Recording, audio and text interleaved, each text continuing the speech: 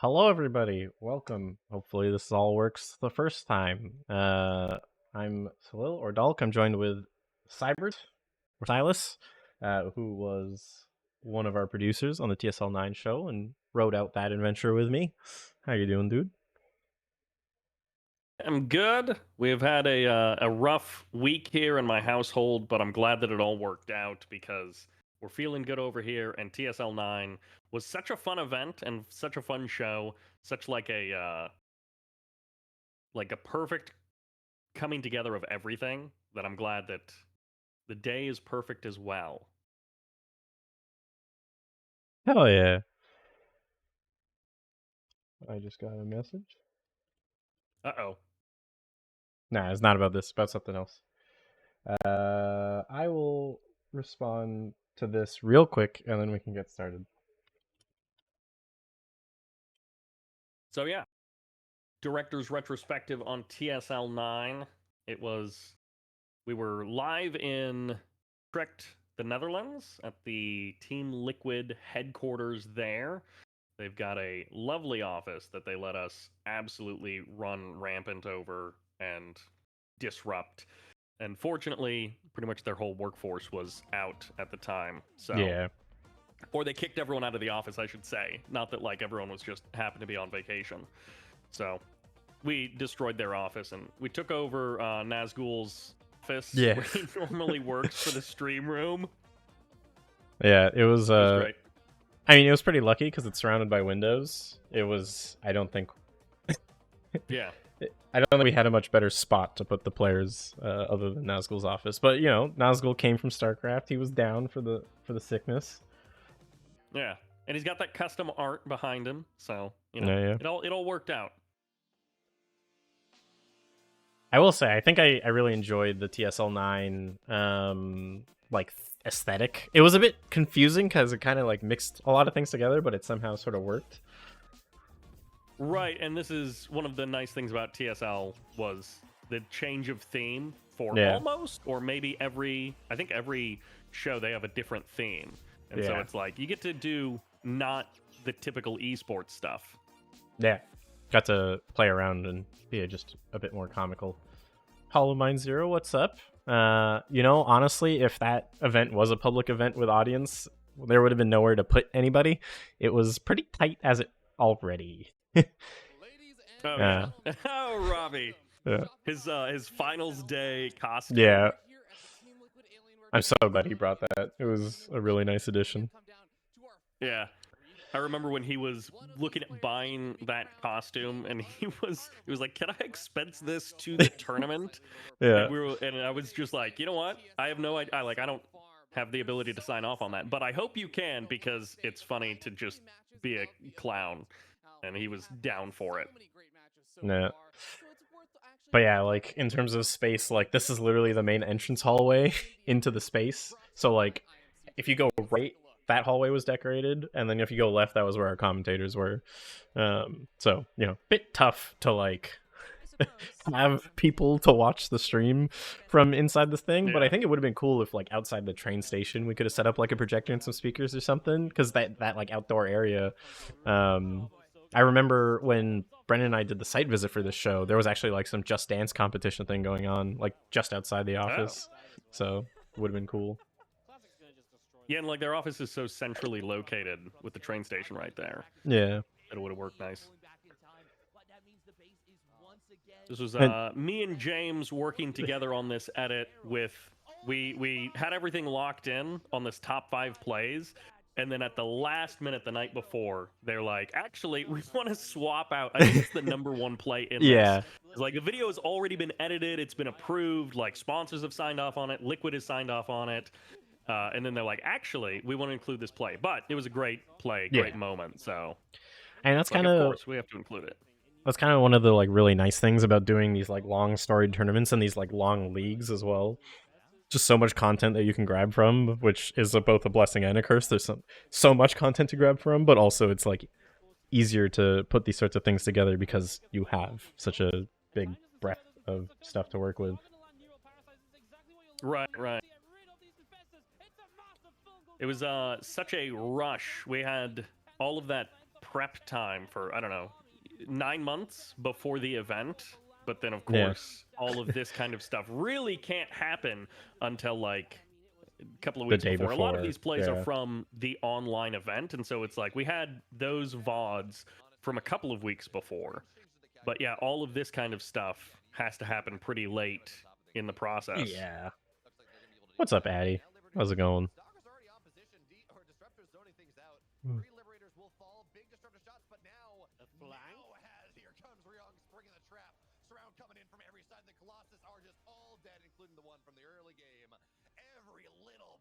One thing that I appreciated about this show, that every time I Mhm. get the chance, as someone who does a lot of their own stuff themselves, like on my YouTube channel, I do all of my own work pretty much. Having a design team that you can just Yeah. hand things off to, and like they already had, the candy carnival aesthetic, like Yeah. that was all on their end. And then every time we needed something, it was just like, oh, I don't have to make it, someone else has to make it. And it's like it's on their schedule and not mine. You're right. Yeah. But yeah, that was that number one play there from the day Yeah. before of Rainer's defense here, getting all those corrosive vials. Which was an amazing play and did not affect the outcome of the game at all Yep. because it was so far lost at that point. Yeah.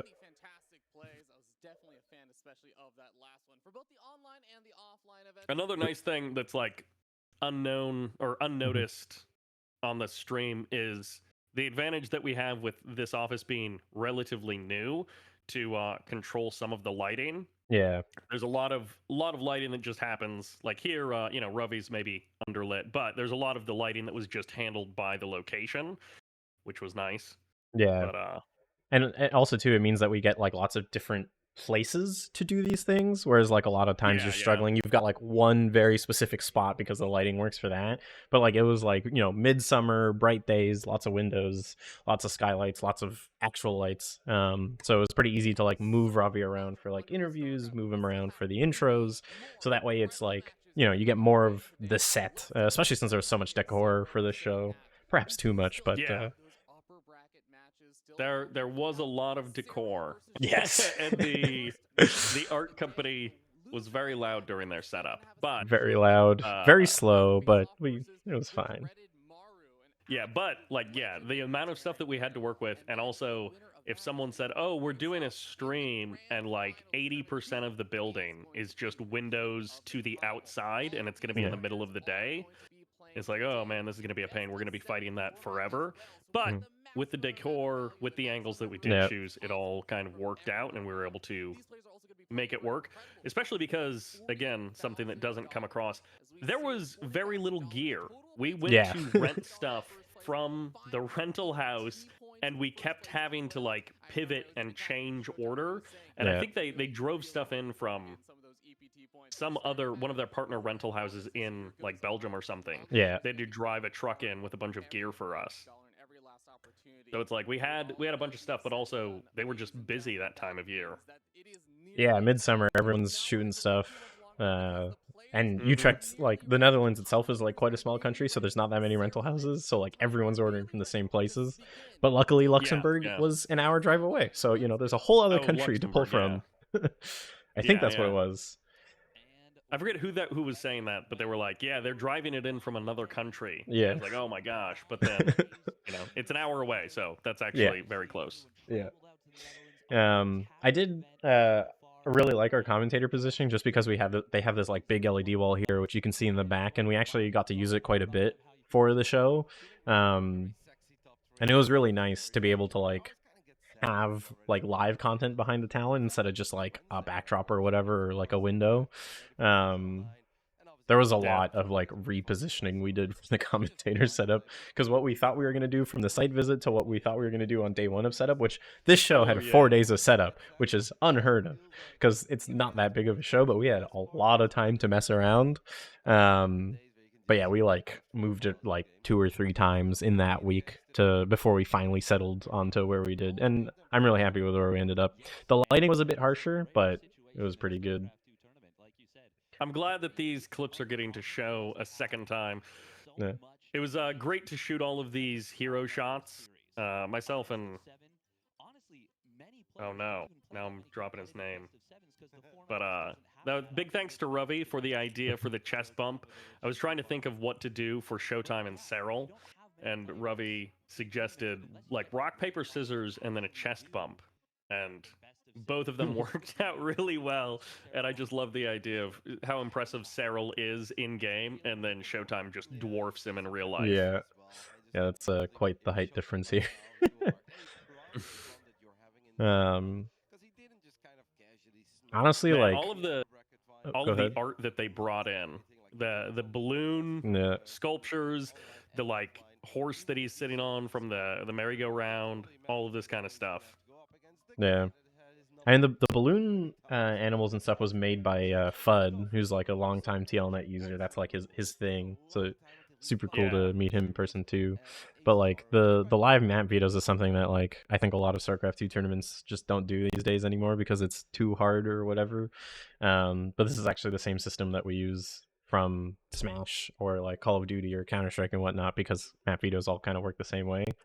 And I Hmm. was also really glad that like the positioning of this was so close to the player setup because it's like you do the vetoes, you Yeah. walk in, go play, right? It like felt very natural because a lot of the times you like do the vetoes and then there's like a long break between starting the vetoes and then actually getting going. Yeah. Yeah, Howard killing it on the one-man camera yeah, team. yeah, He was doing a lot, from like shooting B-roll of the city to helping me with hero shots, and he had to work a lot of hours carrying a yeah, camera the entire time. Pretty much everyone else was sitting down for most of it, yeah, and like literally the only time he can sit down is during the game, and then he's just always waiting for a moment where he can jump back up and start shooting them again. yeah.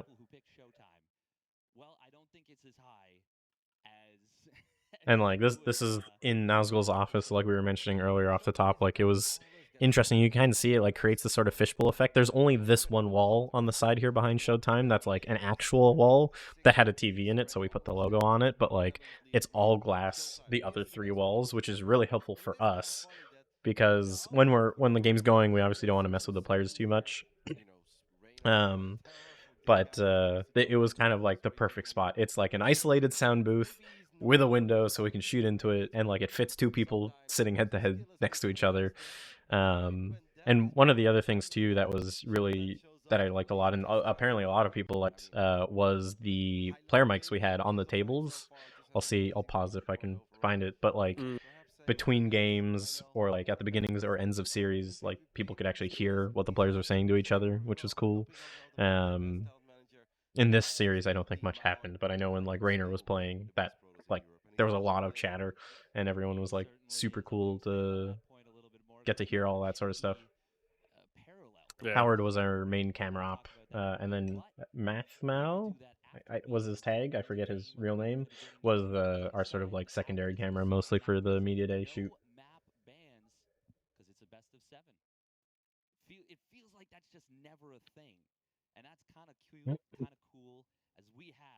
Can't believe Showtime's camera was out of focus there.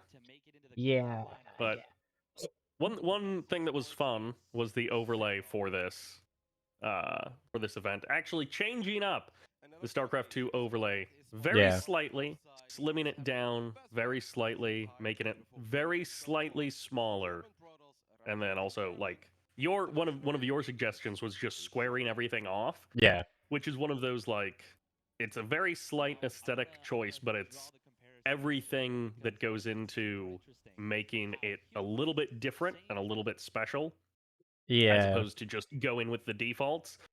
And then also adding plus minerals and plus gas instead of just leaving the The arrows. fucking arrows, yeah.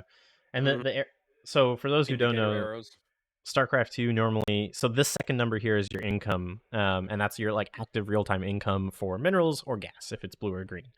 And the default WCS UI or whatever it's called now, it does like arrows up to 3 pointing in the direction of the player that's leading in income, but it doesn't do it by a consistent amount. It does it at like you're 100 income ahead, you're 200 income ahead, you're 500 income ahead, and there's like zero like no one can know what those arrows are unless you like have looked at the code. So one of the big differences we made was like putting the actual income here, so that way even for a new viewer you can understand easier who's ahead in income, because hilariously the arrows were added to make it easier to understand for a new viewer, but it's actually more confusing for both new viewers and old viewers alike. But yeah, there was a lot of work put into this HUD. And it was really fun because like StarCraft 2 was the original game where you could make custom HUDs, but people just kind of stopped doing it because, like most things in StarCraft 2, things just got left to the wayside. Wasn't worth the effort, wasn't worth the money, whatever. But we got to work with Ollie, who's like the HUD guy, to build a lot of this, and then like developed it over the course of the season as well, which was nice too. Because I remember the original HUD was like close, but it wasn't like quite right. There was like white lines that were like blowing people's eyes out, things like that. Um, but it was like nice to be able to, go balls to the wall on this StarCraft 2 show, which was kind of my goal going into the show, really, because there's so much stuff that you can do in StarCraft that like no one does anymore. And like hilariously, even after the show, there's a lot of stuff that people just don't do. Yep. All of those extra steps that I think they help make it a little bit more special, even though most Yeah. people will never notice them.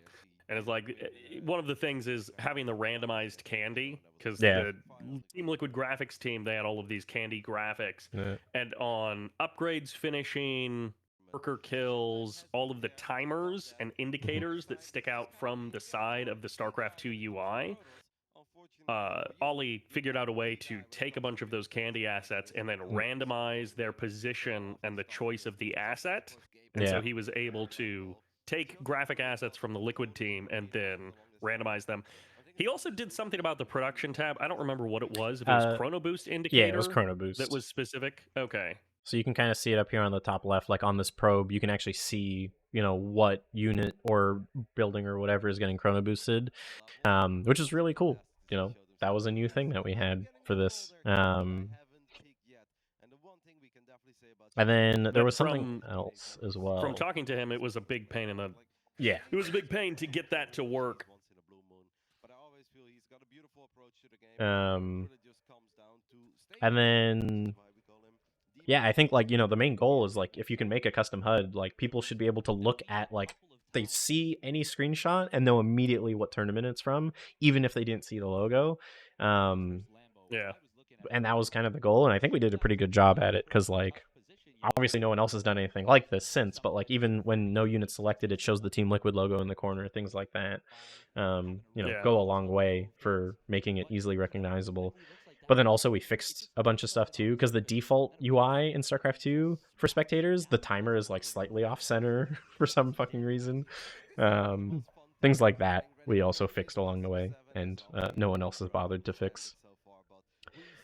But one of the fun things, random candy. Yeah, over there on the side.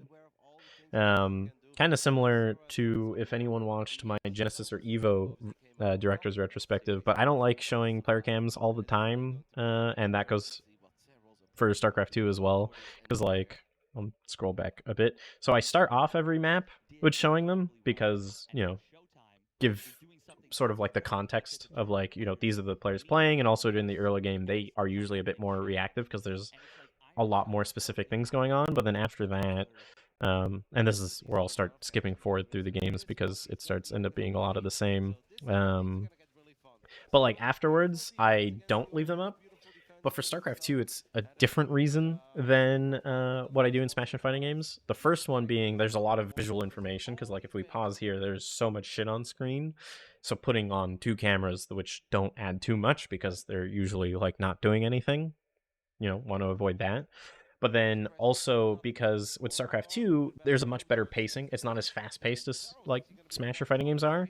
So after fights, what we'll do is I'll try to put the camera up full frame, because I'm a big subscriber to the philosophy of if you want to show something, try to show it as big as possible, because ideally it's big and beautiful as well too, right? Like if a player's reacting, you want to like get that information and really sell it to the viewer. So having it hidden in a pip that's there all the time, like people eventually will just start ignoring it.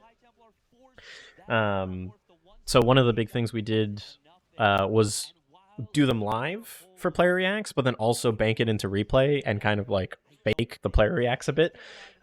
Mort, who is our replay operator, was pulling in all the player reacts and like labeling them as like player name, happy or sad. And then I would ask him, okay, hey, this person just won this fight. Give me Cyril happy. And then we would roll that 2-second clip, full frame from replay, even though the reaction didn't happen at that time. So long as it was within the day, it was fine, because obviously we don't want to like have the sun down behind him during like a 2 p.m. match. That would be bad. This is where, between the two of us, we have some pet peeves that we're like really aligned on. And Yeah. cameras on screen is one of those. And it's like watching other esports, it sometimes drives me crazy. Yeah. The amount of noise that is always present, and trying to minimize that as much as possible is always nice, I think. But Yeah. I apparently, no one else wants to do that. Well, it's because it takes effort, right? Like, because if you're gonna not have the player cams the whole time, then you need to make sure you're incorporating them some way else, which is usually way harder. Like doing it from replay is really fucking hard, and doing it live is even Yeah. harder because you have to actually catch it all the time. And Mort had a ton of stuff on Oh, like replay yeah. and playback to manage. Yeah. How a replay operator works So- that quickly, making highlights. So I'll kind of like start off, and then if you have anything else, Silas, go for it. Yeah. So like basically, the way the replay works is you're not actually like rendering anything. You are kind of editing. Different replay systems work a little differently, but the gist of it is that all of the feeds go into the machine at the same time. So for this one, we had both both first person views, both player cameras, the program feed for like the game with all of the other graphics and shit, and then this handheld camera was like what Mort had in his replay box. And basically you can like mark in, so say replay clip starts here, and then mark out replay clip stops here. And then in the program you like can have multiple of those clips together and then choose like what transition happens between them and whatnot. And you can like label the clips, you can separate them into different bins or folders or categories, whatever, depending on the system. So that way, you know, you're working in real time, you're not really rendering any of this stuff out. It's being like all of it's recorded on a very large SSD drive or NVMe drive, and then just kind of like called back upon with the timestamps of marking in and out for the replay system. And is the replay system hardware encoded?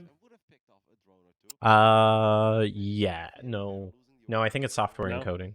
It's like with the Oh, CPU okay. that it does the encoding. Oh, But okay. I assumed it was a hardware encoding system, because that's one advantage with a lot of live broadcast stuff is you have a lot of specific hardware for those kinds of tasks. So that's why a lot of stuff is instant or yeah, nearly instant. It's not rendering through like a post video pipeline. yeah, It's specific hardware that is and software that is for live production. So that's why it's not as slow as like importing it into Premiere Pro and doing something like that. yeah. The reason ours was software is so we use a software called vMix to do our replays out of. It's the best for the price point, unfortunately. But there is a lot of hardware in it that we configure in the server ourselves. Like there's a specific CPU you use, specific RAM we use, and GPUs we use. But vMix itself does the recording software side in MPEG 2. Because it's just the fastest encode to do that. You can also write. It's the fastest write read for the replay system if you can do it in MPEG 2. But I didn't know that. In the other turn, it also does it at 200 megabit, so it's a lot of storage and space. Yeah. Yeah. Behind the players, through the frosted glass on the other side of them, are some just regular desks that people were working on. And I think it was in between series on this day, because I didn't see them earlier. Mm-hmm. Olivia, who's I'm not sure, she works for Team Liquid. Yep, tournament director. I'm not sure. I think She's the tournament director. Okay. Yeah, over at Liquid. The two of us were taking the Team Liquid mascot plushies and we were stacking them on the desk behind the players, so that when Howard's doing those two shots of both players, I think you can start to see them be Yeah, built one up right here. there. Yeah. And over the course of, I think, One this here. series, or over the course of this day, there will be more and more plushies back there as we were like sneaking them in between series and in between games. I didn't even notice, to be honest. That's pretty impressive.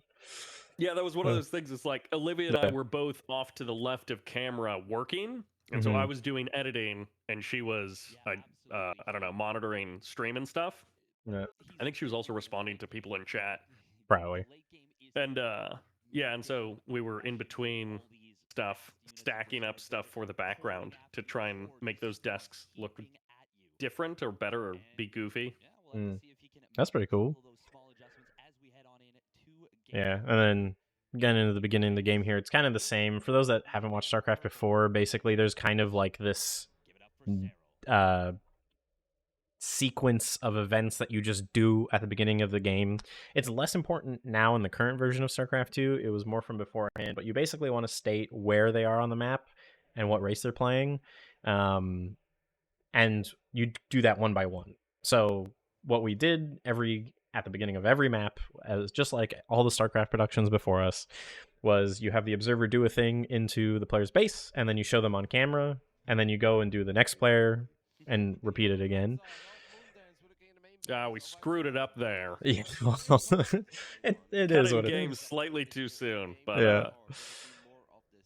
did we? I know you talked about with the casters potentially skipping in-game intros. Did we ever actually do that? No, we did not. The only times we did that was when there was an early like proxy build or whatever going on at the beginning. Like when it was like, oh, there's shit happening right now. We gotta like ignore Yeah. this.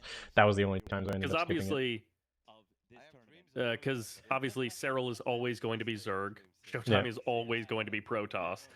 And they're going to be on opposite ends of these two-player maps. There isn't Yeah. really anything that changes. Like, obviously, yeah, the map name is different, but you can talk about the features of the map without actually saying. And still playing the yellow Yeah. Protoss is Showtime. So I know Yeah. that, I'm a big fan of big intros. Mhm. And for that, Maynard was always my favorite for the big intros. Yeah. But also, it doesn't always need to happen. Oh, Yeah. another thing. Yeah. No red versus blue. Yes. We're purple Yeah. versus Yeah. yellow. I forgot about Which that. was one of Yeah. those things. It didn't even occur to me until like just thinking about it. So True. in StarCraft 2, players can have their colors set independently of the observer. And so Yeah. when we go into a match, we specify a player to be a specific color. And typically in StarCraft 2, it's red versus blue. Very Yeah. classic color combo. And one of the changes we wanted to make, just to make TSL9 a little bit different, is theme the player color for the observer around Yeah. The the tournament theme of the colors. show. Yeah. Yeah. And like so many people like just do red and blue. Back in the day, there was like a lot where you could do like players could pick their own colors, but that also got a little confusing at times because then you would have like, you know, just like visually it was confusing for the viewers. So that's kind of where the red and blue came from. And also for like the lighting guys in the venue or whatnot, you would want red and blue so that way it's easier for them and they don't have to do color pickers because back in 2011, color pickers on a Grand MA 2, I think, was still the lighting board of choice, like was hard. So yeah, kind of Yeah. fixing it to red and blue, and especially from the MLG days, I think is where a lot of it came from as well, because MLG did red versus blue for everything, because that was in Halo, that was in COD, Smash fighting games, like it was always red versus blue. So a lot of StarCraft shows kind of went into that as well. So change it up. We got purple and yellow for our graphics. Let's do purple and yellow in game, and I think it worked really well too. And especially as you can see here, so this is going into a whole other thing around first person views and replay, but like the players can actually choose not to see those colors. If you hit Alt F, you can, or Alt G or whatever, the players can see green for them, red for their opponent, or set that in the in-game settings as well. So like us picking purple yellow for the broadcast doesn't even fuck with the players. Like they can do whatever they want, and not have to deal with it too much. And that's one of the nice things about StarCraft 2 having the level of broadcast integration that it does have. Yeah. But is that kind of stuff can be independent, because I think it was I think Maru, he plays with his color as white, Yes. which when we at some point we go and we show his first person view in either the losers finals or the winners finals, and yeah, we see the like all of the white Terran, which he's Yeah. playing, I don't know, purple or yellow for the observer, and then it's kind of like a big jump, but it was like, Yeah. oh, that's neat that we get to see how he chooses to see his game. I would have never thought to like set myself as white, but that's what Yeah. Maru does. So, kind of going off of it, we'll come back to first person view a bit later, but kind of the main three things that we wanted to do in this broadcast was first person views, because StarCraft 2, there's a lot of information that you can get by like getting to see the player's view, and for a new viewer, it's very exciting to see what players are doing. But for an old viewer, it's very exciting to see the exact depths of their strategy. The second thing Mm, was a secondary observer for picture in picture, which you can see down here, and I think we did really well on its usage. And then mm-hmm. the third thing was instant replay usage, because most StarCraft 2 tournaments have replay, but they're shit and it's not instant. Whereas StarCraft 2 is one of the few games where you can actually do instant replays. So I'll actually walk back a bit here, because this first person view was actually from instant replay. So like, and we had a replay wipe to designate this is a replay, so that way it's not confusing. So like, if you notice here, it's 3 minutes 18 seconds, and we're already around 4 minutes when we're going to go play this. Mm. But it's cool to show something that just happened from a different perspective, and that was like the big thing, because in StarCraft and our RTS games, a lot of stuff happens, and oftentimes you miss stuff. So, and because we had the first person views, the main thing we realized after day one of this show was that like the first person views can be a bit jarring if you do it live. You kind of want to stick to using it as instant replay or as lead ups or for like small skirmishes. But when you're like in the middle of the game, we used it mainly for that instant replay because Mort actually knows some things about StarCraft, unlike most StarCraft replay operators. And I knew enough as like a game director that I could actually ask for those things. And our workflow was built for this in mind. Like we knew we were going to be doing tons and tons of instant replay, so we built around being able to do that super fast, super snappy. Um, and also on the You flip were side, oh, go prepping ahead. for it from the beginning, Yeah, which is nice. yeah, because like it takes about 4 maybe 5 people, from mind you, our show was done very lean and very small, but basically Mort and myself, replay operator and director, and then our 2 observers, Mapu and Indy, and then also our audio guy, all needed to be on the same page when we were doing these things, so that way we're not like all fucking each other over or catching anyone by surprise. But we got it down to like quite the science, where like it was maybe 2 seconds, 3 seconds of wind up of like, hey, ready this replay. Okay, get ready on audio. We're going in, and then hey, observers, ready to come back to you in 3, 2, 1. One of the things we found, especially for StarCraft, and luckily I had experience doing this with Mort already, but I would tell him I'm probably gonna want to see this, so mark in now, and then as it would finish, I would make the decision on whether or not I actually wanted to show it again from replay or not. Because trying to just you like the fight can't end with me deciding I want it and then him having to go clip it at that point where it's going to take too much time. So for this show, it was a lot of like, okay, a fight's about to start, more get ready for it. Might want to look at it later, and then uh, after the fight is when we would decide, okay, is it ready? Is it like, do we have a moment? Do we not have a moment? Because sometimes, yeah, like fights engage and then they disengage immediately. But also sometimes they re-engage immediately. So you have to be like very picky with when we're actually going to show those replays, because the worst thing would be to miss something that's happening in real time.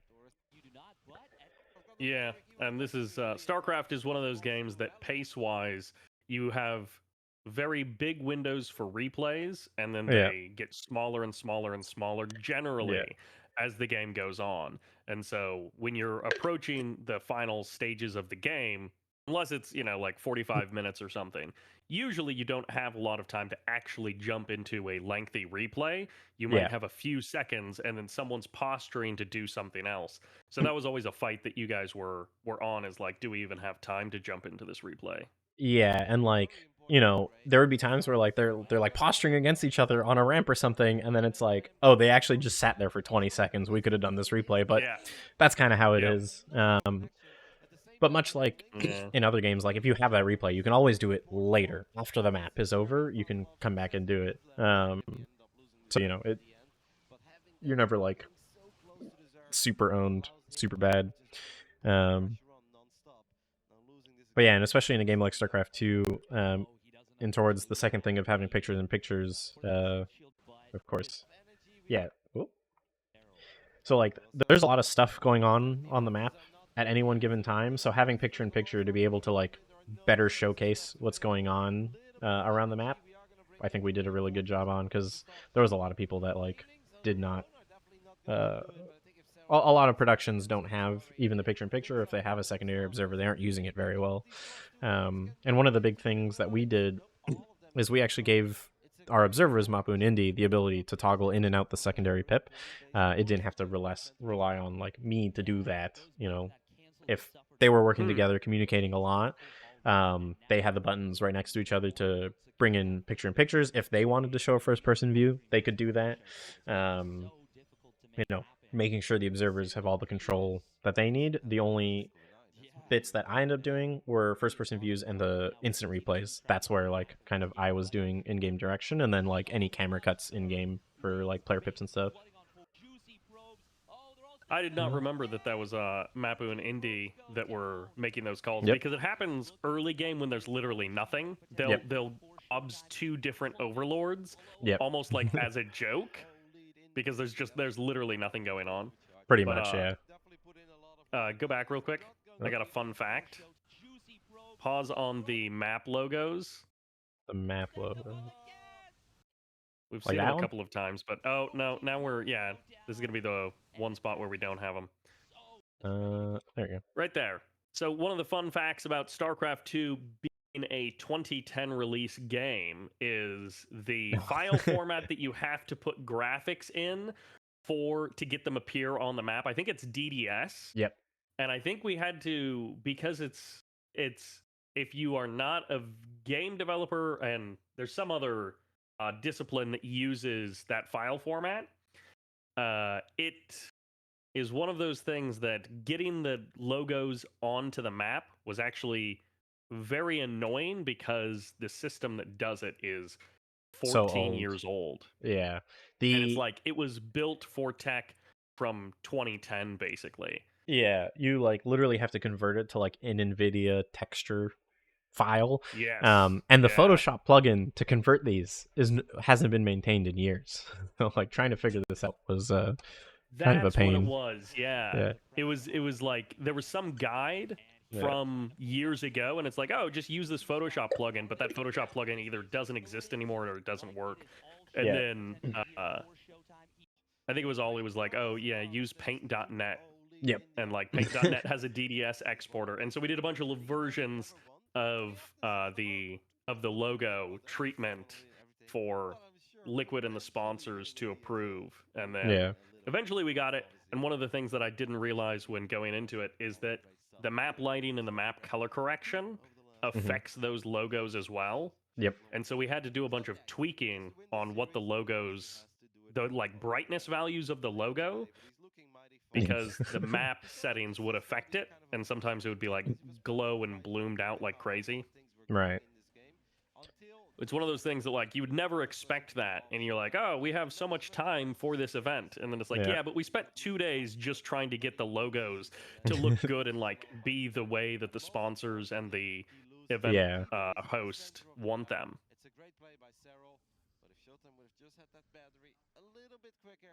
Yeah, so just there was another example of like first person view from replay. This is post the map, you know, and like we said earlier, StarCraft 2 has a ton of shit going on at any given moment. So, you know, there were times we'd miss something, but between the maps, we've got like a minute, 2 minutes, so might as well just roll the replay then. There's like no reason not to.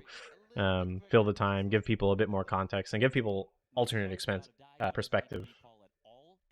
One thing that I feel like I keep saying one thing, but another thing that was almost a tragedy of this event is we do the online portion of TSL9, Yeah. And then they book everyone's flights for the top 8. I think it was the top 8 players who qualified to the Top 12, offline I think. final. Top 12. Yeah. Right. So they book all of the flights, get everyone there, and the actual in person, was it 2 days? 2 broadcast days or 3 3? days. 3 days. 3 broadcast days.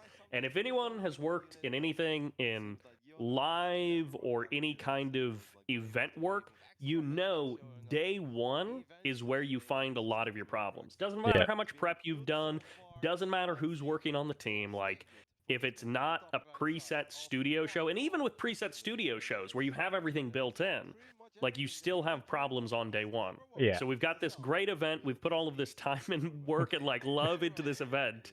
And then we get to the live portion and it's 3 days, and day 1 is like our troubleshooting day. So one of the great tragedies I felt of this event was we had all of this stuff, all of this effort, all of these like dreams that Yeah. we wanted to do, and we only had really 2 days to showcase Yeah. them. And then by that time, we're down to like 4 players. The last day is literally just 3 players. So as our side, production broadcast, gets smoother, gets better, gets more figured out, the cohesion with the casters and all of the on-camera talent, that gets smoothed out, bam, the event's over. Yep. So it's like, it feels like this tragedy that as we're hitting our stride with something like a 3-day weekend event where the first half is online and then only 3 days is offline, right when we're hitting our stride, it's over.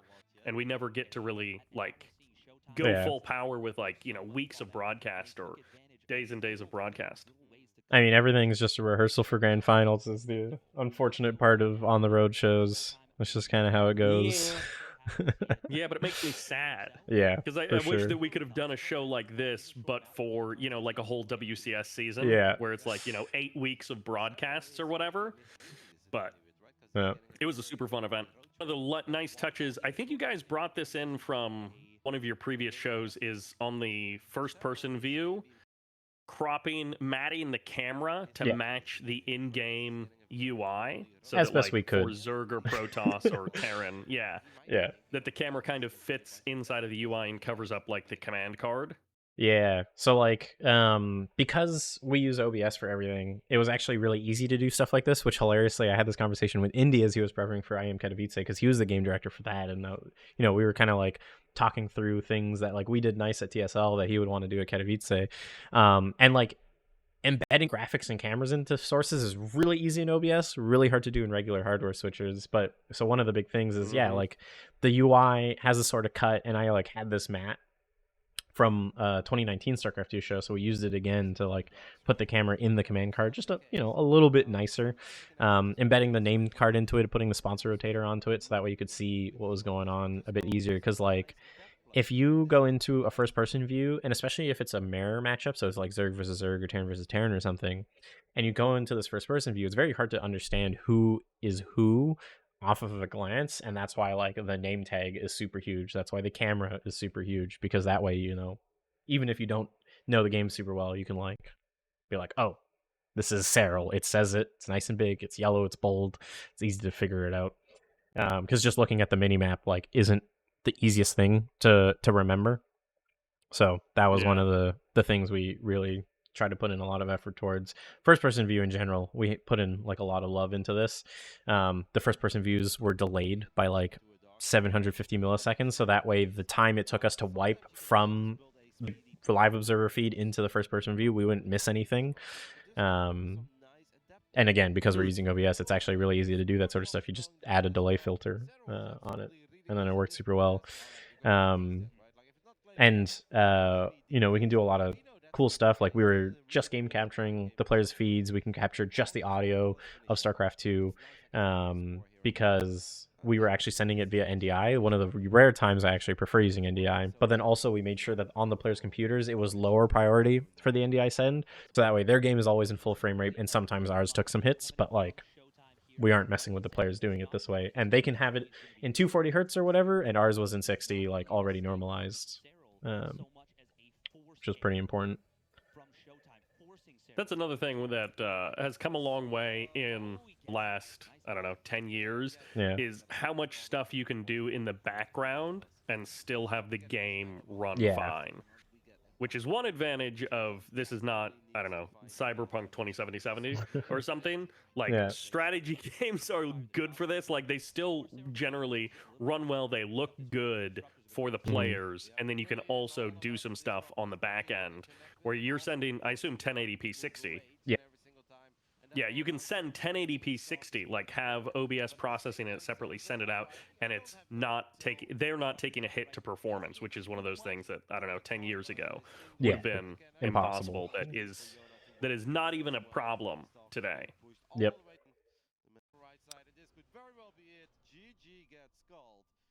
So one of the things that I tried really hard to do on this show, and it's kind of the same that I try to do on most shows, but like as soon as the game is actually over, is to get out of the game and just get to the player camera. StarCraft 2 obviously is a bit easier because someone types out GG, so you immediately know. But like I like spent a month trying to get back up to master, so that way I could be up with the meta for ahead of this event. But one of the funny things that we Not did, something most no, directors of show do. no, not at all. But one of the funny things we did, which is like super super minor, but I actually gave the observers a button. This logo and sponsor rotator and stuff, and the round text. They had a button that would make it translucent. So because when the game ends, it kind of dims for that victory graphic. Mm-hmm. So normally what happens on StarCraft Productions is that you just kind of like and here I'll go like frame by frame for it. Oh, they actually did it like early this time. Early, Yeah, yeah. that's impressive. But yeah, like normally what happens is that logo just kind of sticks out and like you'll see it here, like it's dimmed, but if you have the logo there, it's kind of like weird looking. So yeah, I like gave them that button to add this filter to that source in OBS to like dim it alongside the rest of the game, so it didn't look super out of the ordinary. And then also, I was trying to get out to the like our handheld camera of Howard as soon as I could. This is like 15, 16, 17, 18, 19, 20, 21, 22, 23. So 23 frames I am now out of the game, and that's like was the goal every map. Because especially StarCraft players have so little emotion when they're playing, it's important to get out as soon as possible. And That's one of those details that I never noticed, but I've noticed on other broadcasts. I didn't notice that you guys dimmed it, but yeah, when I'm watching a broadcast, I do notice that, like, oh, these are the graphics that are added yeah, over top of the actual game overlay. yeah, And you can tell because they don't dim at the end of the game. So I have noticed that on other broadcasts, and I never noticed that on our broadcast. That's a detail that you took into yeah. account. That like I've noticed other places, but wow. Yeah, I mean, again using it OBS. Honestly, I think for StarCraft 2 shows, using OBS is like hilariously just so much better than regular hardware switchers. I think for something like Counter Strike, where you have a fuck ton of cameras or whatever, and just a lot of sources, maybe you can make the argument that there's pros and cons for both. But I think for StarCraft 2 and RTSs in general, OBS is just miles ahead because there's so much more to seize. There's so much like filters you need to add. There's so much control that you need to share across multiple operators, whereas in hardware switchers, it's just not really built for this. So yeah, there was a lot of like those little minutia that we tried to take care of. And like also One we of the had so much few setup time. things. So Yeah, yeah, that also helps. One of the few things that is a downside about shooting the players in oh Nazgul's office yeah, is you do so have the glass in front of Howard is yeah, just like lowering the contrast and washing everything out. yeah. But it's not a big deal. It's not Funnily one of those enough, like game there enders. because the windows are in like panels, there was actually a lot of nice refraction shots that we got with this panel divide specifically. Yeah. So like especially transitioning from like one player to another, like from a two shot, it was actually really nice because it helped provide a little bit of extra context of like, oh, these guys are split, these are two different people, and then as you play, you like got this little like Luma wipe looking effect as he crossed the panel divide there. I muted it by accident. So it was like As both good and bad. on the production side of things, we want generally everything to, look perfect Yeah. and look intentional and feel really solid. But we were doing setup for this booth for the players. No one was really considering what height do the players want the table at? Yeah. And so as we were having players come in and like play matches, we had put the monster cans in between the two tables, and also there's like the cover of the two desks that they're playing on that Yeah, this had to, flag yeah, down the here. Team Liquid flag that like we got it set up perfectly. The two desks are, you know, matching just right. The monster cans look good. The flag looks good. And then, of course, Sarah and Showtime, they're not the same size. So, like, Yeah. obviously, they want their desks, their chairs, all of that stuff different. And we just did not account for that in our initial setup. So, that's one of the things we had to adjust from our prep days to Yeah. going live on day one. And then it's like, oh, these guys have different physical requirements. How do we try and make this look good? And we couldn't really fix it Yeah. entirely, but we tried. I think we did our Yeah. best, and like you can even see in this match that Showtime's desk is a little bit further down from Cyril's, or I guess it's like that. Yeah. So Yeah. like you Yeah. know, because they were also on like one of those fancy motorized standing desks, so they could like put it to a specific height. So yeah, one of the funny things we had to deal with. But luckily, one of the big things we did is we tried to like just make sure that everything that was happening was like separated by desk. So you can see that there's no monster Yep. can that's like halfway across the table. The cameras and the There, lights were like all the way onto one table or not. there was a monster can that was halfway on each desk, and that had to change, of Yeah. course. Yep. But Because yeah, originally it was like a triangle of three, one in the front and then two in the back, and then yeah, we had to move that. which, in retrospect, is very obvious. Yeah. But when you're doing setup, you're just like, we want everything to look good. When someone walks in, you know, someone from Liquid or Shopify or Yeah. whoever walks in and sees it, and we don't want stuff looking cattywampus. And it's like, oh, well, yeah, of course, the players are physically different sizes. Yeah. They And have to adjust. that's why also too like the positioning on these POVs ignoring Showtime's focus. Like you can see that Showtime's is a little rolled, but that's because he like sits like this all the time. But in the camera shot, we wanted to be frame up, so we had to put it off horizon on purpose a little bit. And also like you can kind of tell a little bit that there's a height difference, but obviously we need to try and make it look as similar as possible. Yeah. One thing that I think pretty much every StarCraft production does, but to like give the handheld ops a break, is as soon as the game starts loading, going into this sort of like head-to-head dual camera mortis, because like Howard's working a lot all day, even though the show days are relatively Hmm. short to what we do in a lot of other games. Like, you know, this is just like a solid, all the information's also represented to you because you can see what round it is, what the map is as well. And then also we had a sponsor obligation for like player cameras or HyperX player cameras. Um, Yep. but, you know, just kind of using this as like an easy base so that way we're not struggling to get in the game. We always come off of a nice, safe, static look and then go back in the game. Wasn't there were map graphics behind the casters on that Yes. screen, weren't there? Yeah, I Yes. don't even know if we ever saw them on finals day, Very little. but that was another thing of like that detail is in there in the broadcast, but we don't really ever see it. Yeah, it was actually really good for all the pictures because we had Stephanie Lindgren or Vexany, who's like one of the best esports photographers. She was our photographer for this event. So in all the photography of the talent, you could see the active map in the background of the picture. So that was a fun one. But yeah, I was just sitting there like every time we went to a new map, I would put it in so that way if we had to come to the commentators, we could do it. But one of the big Yep. goals for this, because we had a dedicated analysis desk, which we'll get to later, but like not trying to have the commentators have to worry about showing up on camera too much because like their job is to commentate, not to look pretty necessarily. So we wanted to really be able to like you are here for the game and not much else. But we did flip around the LED wall behind them to have like individual map graphics, just in case. And I Yeah, think we did end up eight seeing that in different like grants. video loops Yeah. that had to be preloaded onto that machine to switch between them. There's, I'll give you, I don't know, 10 years maybe until there's some esports broadcast where they just put the commentators in the corner like it's their personal stream. Uh, Obviously, some shows do that for like a little moment they'll have the commentators up like maybe at the beginning. But Yeah. I mean, Race to World First is one of the big ones where they keep putting the commentators in. Not our Race to World First, but like the Echo one. They keep putting the talent in, and apparently none of the talent like it. Like I think it's pretty like generally accepted that like commentators for premier tournaments do not like being on camera during games. But alas, Echo is a yeah, big fan.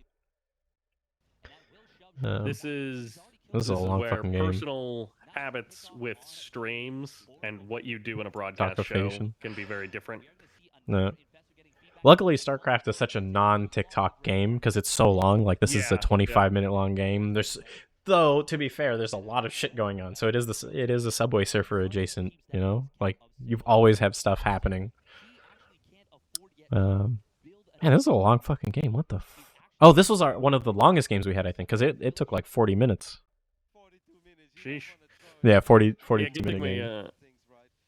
We skipped through that. Yeah. So there was a lot of instant replays in this map because it was so long, but because of it being so long as well, like as Silas mentioned earlier, like as the game goes on, it just gets more and more difficult to put in the replays because they can re-engage so soon. So and like games in StarCraft 2 can end on it like in a snap. Mm-hmm. But let's see. You really need all of your replays in like the first 7 minutes of the game. Yeah. Because if they're both macroing, very little happens for like, I don't know, until minute 8. Yeah. But yeah, like once this mothership and this like Golden Armada of like the Sky Toss came out, like it was just gameplay pretty much the whole time because it was constant engagement the whole way through. Lots of pip usage, but yeah, we couldn't really get in many instant replays, which like you might think is a bit of a shame, but you know, it is what it is. Well, yeah. And then who ended up winning? What do you mean? Who ended up winning? Well, I don't know. I forgot if Showtime won the map or not, and then we like went to a game 5. I know Sarah. Okay, yeah. So okay, yeah. I was pretty sure that it was a 4-0, but I wasn't. It was 2 years ago, man. I don't I don't remember for sure. You know. I don't think so. I think it was about 3 months ago. My memory says it was about 3 months ago. I remember the daily or like drinking every night at Kartoffel. That I remember like it was yesterday. But the actual match is not so much. That's because that was the real show. Was the after show? Yeah. Was hanging out afterwards. But so since Howard was like outside the glass bowl, he had to like walk in past the glass bowl every time because we couldn't have him set up before the map ends because that would disrupt the players. So you can see him just start walking over past the glass and then walks in through the door. He's like tapping Showtime on the shoulder, like, "Hey, bud, let's go. Come on, we gotta get out of this game." Yeah. But I think after, so spoilers for a show that ended 2 years ago. I think after the whole event, Showtime and Cyril actually left together. I think they took like the train home. Yeah. So Cyril wins first place. I don't remember, 10 grand or whatever. I think it was more than that. Maybe after 20. these couple of days. Yeah. 20.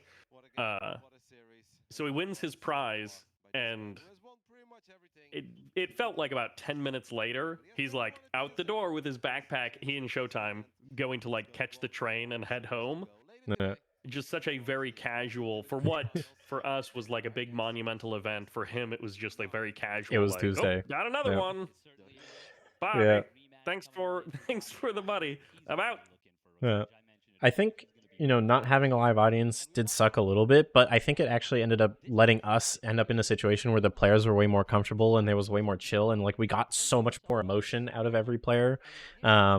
And like got to see kind of a different side of them. Mind you, having them all mic'd up helped, but also too like Cyril cracking a smile and like these guys just kind of joking around with each other. And also the booth setup we had, because they were like in that fishbowl rather than like super isolated like tables on a stage. It was very easy to see all these like between match moments that a lot of StarCraft productions don't get to, just by the nature of our tournament being super different. And also, I don't know how the... Oh, hey, look, there's the map. Yeah. That's the map graphic. I don't know how much of it is,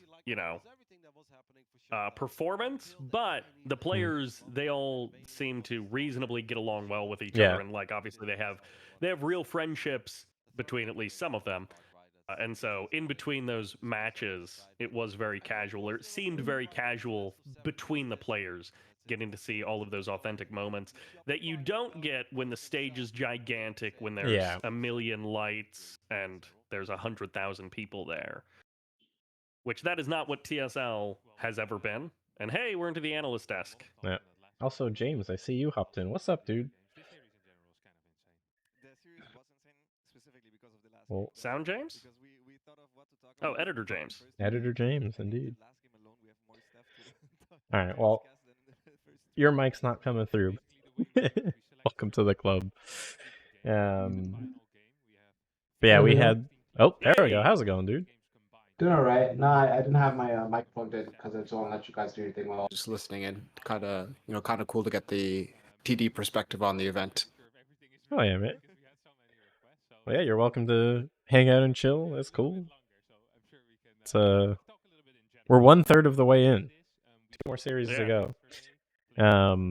This analyst desk was honestly like a lot of fun. It was a lot of work as well too, because like I mentioned, we had a big focus on replay for this show, instant replays. But for this analyst desk, the analysts obviously want their own replays. So Mort was working kind of double time because he was doing replays for us, replays for me live, but then also building packages for the analyst desk. So Mort, Harsum and Lambo, and then sometimes TLO were like in a Discord chat with Mort being like, we want this, we want that, we want this. So that way they knew what the order was in advance. Just so that way they can like really do the replay super well. And the thing we realized during day one is that we didn't want them really saying like, oh, let's pause here because, or, let's speed up or let's slow down or whatever. So we ended up coming up with some hand signals that they could do off camera to like tell Mort, like slow down or pause, walk it back, stuff like that, just so that way it flowed a lot nicer for the broadcast. And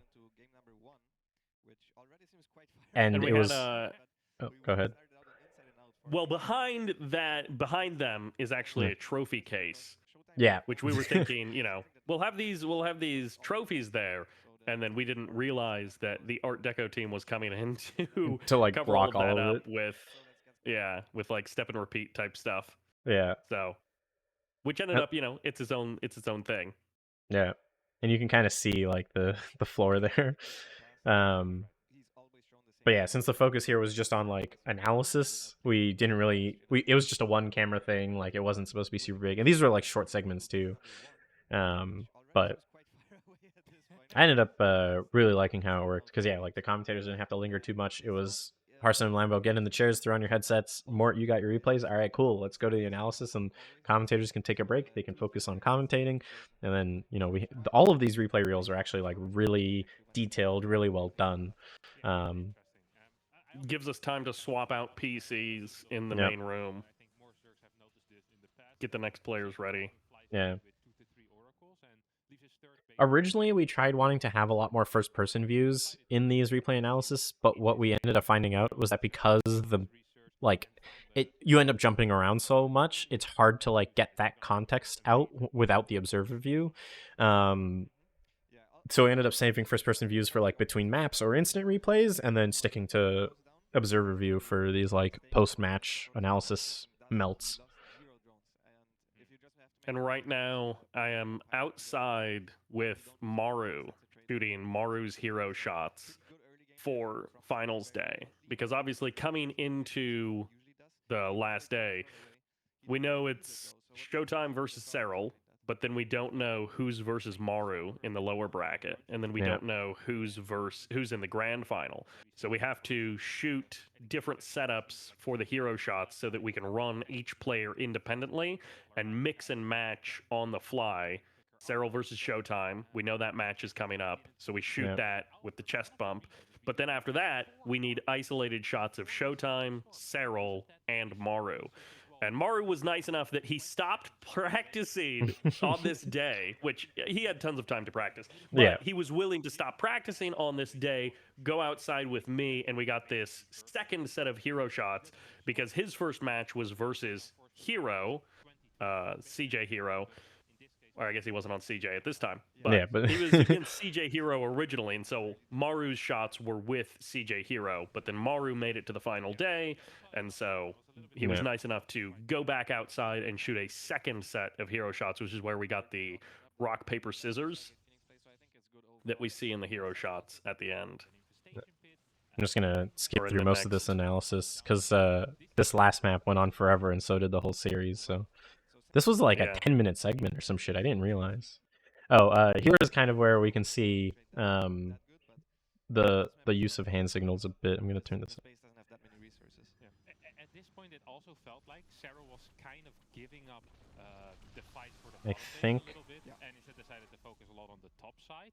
And then the next Did I point go that back we too have far? in the game is where shell timing Yeah, so here, like, you can see, or you can hear Harsum say the next thing we have in the game, but we didn't want him to say, oh, hey, let's fast forward now. And I forget why we did it in this time particular, but yeah, there was like hand signals that Harsum would show to the camera that Mort was looking at to know when to fast forward, when to stop and things. So that way it like flows a lot nicer. gives up his own bottom side to try and set up in the middle part. So right over here, I think this was Right? fairly It seemed like Harsum was in control of the replays, but he actually doesn't have access to it at all. interesting here. Where And if this was a studio show, there might be some kind of hardware-based Yeah. solution where he does have control of that. But when you're on a weekend event in a corporate office that is not at all a broadcast studio, Yeah.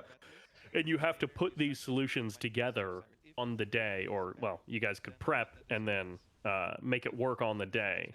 You have to come up with those kinds of things. And it's either going to be, hey, Mort, can you fast forward now? Or Yeah. you have to do something to try and hide it and make it a little bit more smooth. And that's another one of those touches that I think you guys nailed. And all of that intentionality comes together. These little, like, 1% improvements add up for the whole broadcast. Yeah. Day one was to like make a pretty big rough difference. because like we hadn't end up thinking about that until day one when we realized like, oh, this actually doesn't really work because they were just saying it out loud. But Yeah. over the course of day one, like literally 2 or 3 series in, like it got super snappy. And then of course, like we said earlier, like everything's a rehearsal for grand finals. So by the last day, like it was smooth sailing the whole time. I'm guessing Howard set up this camera, and when he set the focus, they were not leaning forward. Yeah, at So you the can see the focus is on Yeah. the back of the chair behind them, which when they lean back like that, It's like Lambo fine, was yeah. just doing, it's fine, and it looks correct. But then that's another one of those human behavior things that when you have a small crew where you have only one camera operator. Did we even have the second camera Nope. op on Not- finals day? not for the Yeah, he was broadcast now. only for prep. Yeah. Yeah, when you only have one camera operator and the camera is over here doing winner's interview, he Yeah. can't be over there in a different room. But Yeah. yeah, Live and learn. Robbie's such a champ of stepping up for his hosting duties and just being willing to commit to the meme. You were looking super strong throughout those first 3 Yeah, so normally, yeah, you would try and close the iris a little bit. So it's like I think all of our cameras were like f2.8 or like f3.6, so trying to go to like f4 or f5.2, so that way the depth of field doesn't matter as much in the shot. But because everything else we had so much depth of field, and because it was a cartoony atmosphere, and because the lighting was the way it was, we actually needed everything to be open as far as possible, which then does mean that focus is like, focus matters a lot more. We also didn't expect it to own us as much as it did on that analysis set because it was such a small, tight Yeah. space. But then because it's a small, tight space and the camera was like right in front of them, yeah, if they lean in a little bit, they go out of focus way more. And in a different building, we would have potentially a lighting grid in the Yeah. ceiling above us. But we don't. We just have 2 lights on stand. And Yeah. this is another thing of like, when you put it in the order to the rental house, you're like, I would like 40 sky panels, please. And they're like, we have 8. And Yeah. it's like, oh, okay. So we have the analyst desk and the casters, which have to have like fixed lights for Yeah. multiple people. And then we also have other areas and other stuff that needs to be lit. And so this is a much smaller light here for all of these interviews that Howard can move around Yeah. and bring with him on all of these setups. Yeah. So that was another thing is not necessarily having the crew to do a lot of Yeah. lighting to be able to do that kind of stuff. Because as soon as on a 60 FPS broadcast, as soon as you stop down the iris, you're losing so much light. Yeah, and it maybe gets you so can dark so compensate for fast. that. Yeah. These interviews are all done live. Because it's StarCraft 2, the pacing of the matches are way slower in that, like, this guy plays for a bunch, and they won't mind, we hold on to them for like 10 minutes or whatever. Usually after the match, they're like sitting watching the replay for a little bit, and then they go and, watch the replay, go to washroom, and then by then, that's like pretty good timing for us to grab them for an interview live. Also, because Mort is already doing so Hey. much shit, we didn't want to do the interviews from replay for this one. Big praise to James. James, you're in the chat here, but people on stream can't see you. But big praise to James for cutting all of this content together. We had these ideas, when we were setting up all of this like extra content on Media Day. With this carnival that the Liquid people were bringing in, we had our ideas and our dreams for how it was going to go. It did not necessarily go the way we intended. And James, for a couple of these segments, we did not get the content on camera that we wanted, and James had to deal with a lot of rounds of revisions of me telling him, like, hey, do we have anything else to make this better? James was he was spinning gold out of straw with some of these things. Also too, James wasn't on site with us, so like, most of the crew's on site, but James is back home in Toronto, which actually was very helpful. What? Oh, right, no, he did come with us. I forgot about that. But he was, I think he was there. I don't remember. James, did you arrive on Media Day or the day before? I think it was like the day before. The day before. Yeah, okay. So we did have you all day on Media Day, but this was just a lot of footage to go through that you had to copy and sync and then try and cut the most interesting moments out of to fill these breaks and to fill these content voids. Yeah, it was a lot, especially because for some of those segments, even though they filmed a lot, didn't have a lot of like good usable content. Yep. So it definitely had to stretch what we had. And you did an amazing job of it, and also not only stretching what we had, but then also making it move and not just not be boring. Yeah, is the best way to put it. So big thanks to you, James. No problem, guys. Yeah, it's just nice to not have to have like boring breaks. Like the fact that all of our breaks were TV breaks, but they weren't like, for the viewers, there was content that they were seeing for the first time almost every single break, which was really nice, outside of a couple of sponsor obligations that we had. So yeah, even the sponsor obligations, one of the things that Liquid did on their end in terms of prep was to come up with a bunch of these ideas. So like Olivia prepped pretty much all of the TSL9 hot seat stuff, or maybe it wasn't just her, but I think it was like and the other people at Liquid. Yeah, it was like Olivia, Andrew, Wax, and a couple others. Yeah, prepping a lot of the content and like putting in the legwork, and then because we had me as a camera op, we had our pre-pro camera op, and then we had Howard. These interviews all have 3 cameras running, which is way more than we actually need, but it did give us all of these options to cut into this. And again, you guys will never know this, but the like art and decoration team right now, they are like pounding hammers on everything in the office. Like 100 feet away from where we are, they are making an unbelievable amount of noise during all of these interviews. So there were a lot of these interview segments where we ask a question, someone's answering, and then there's just a tremendous amount of noise. And then it's like, all right, well, ask the same question again. Yeah. The content pieces were all made on the Thursday ahead of the Friday, Saturday, Sunday event. So it was all shot in the first day, and then most of it got edited for the Friday.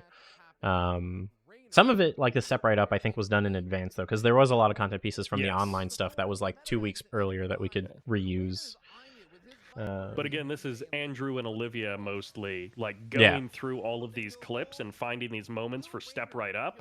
And then they write the script and they send it off to Ravi Fear Dragon for Yeah. the VO.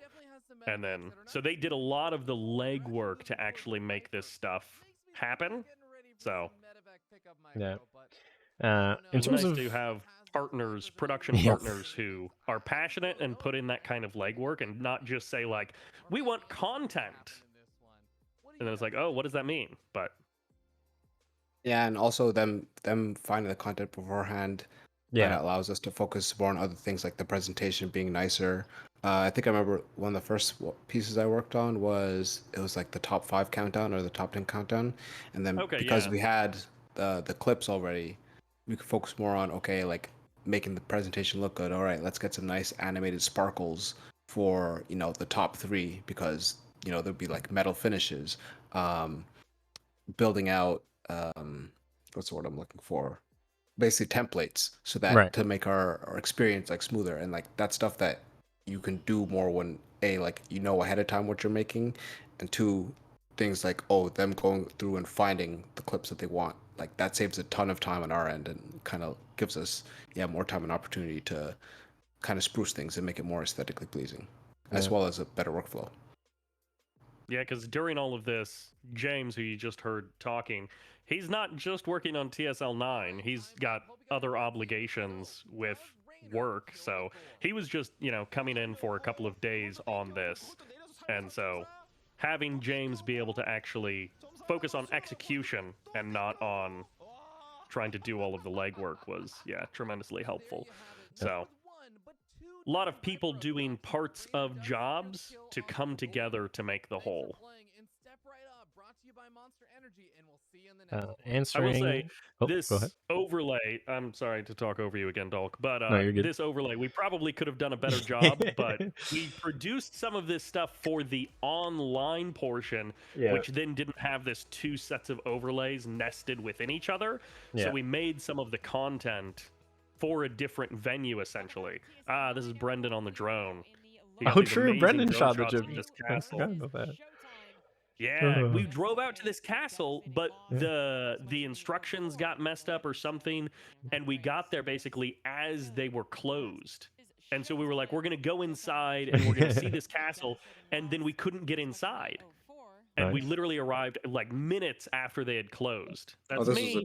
Yeah, there's you right down there. I didn't realize you were in there, but yeah, that's a drone shot of the Liquid office too. So, yeah, in terms of using the is graphic that the same system. joint Well, that we went to after the tower one where they had the elevator because they're doing the renovations? yes. Yeah, so Normally that you have to take the last stairs. shot. Yeah, that last shot before the drone of the office is my camera just at the top of the tower. There's I don't know, is it a church or a clock tower or something in the middle of the city? That Yeah, I believe it was a closed clock for- tower. Yeah, it's a big Yeah. clock tower cathedral. And it was an interesting situation because they normally don't Yeah. have an elevator. You have to take the flights of stairs all the Right. way up, which is however many stories. But because they were making the renovations, which is like once every 10 100 years, 15 years, something crazy Yeah. like that. Like because it's so old that they had built the elevator and the scaffold, which allowed us just to easily just go up there and shoot it. Because I imagine you'd be feeling a little different. You had to go like 50 flights of stairs to get up there. Yeah. And they also said that the elevator goes up higher than the stairs do. Yeah. So we actually got a Yes. better view of the area. Yes, we went Yeah. past the bells. Yeah. Yes, the Domtron. Domtron. Yeah, that's Yeah. what it was. So yeah, for this show, we were actually using the graphic system for the first time in a live environment, called Icarus, and it didn't actually feel super hectic using that for the first time, mostly because we had 4 setup days. I think there was a lot that got ironed out before it ever even got close to becoming a problem. Whereas normally on shows like a Genesis or an Evo, it's like you have 1 setup day and you're finding bugs as you're live. Whereas for this, we got to spend a lot of time. We had a lot of rehearsals, a lot of like messing with it, so it was way easier to like iron all that out well in advance. So yeah. More hero shots. Yeah. I still use these in demos sometimes. Oh, dude, same. Like for footage.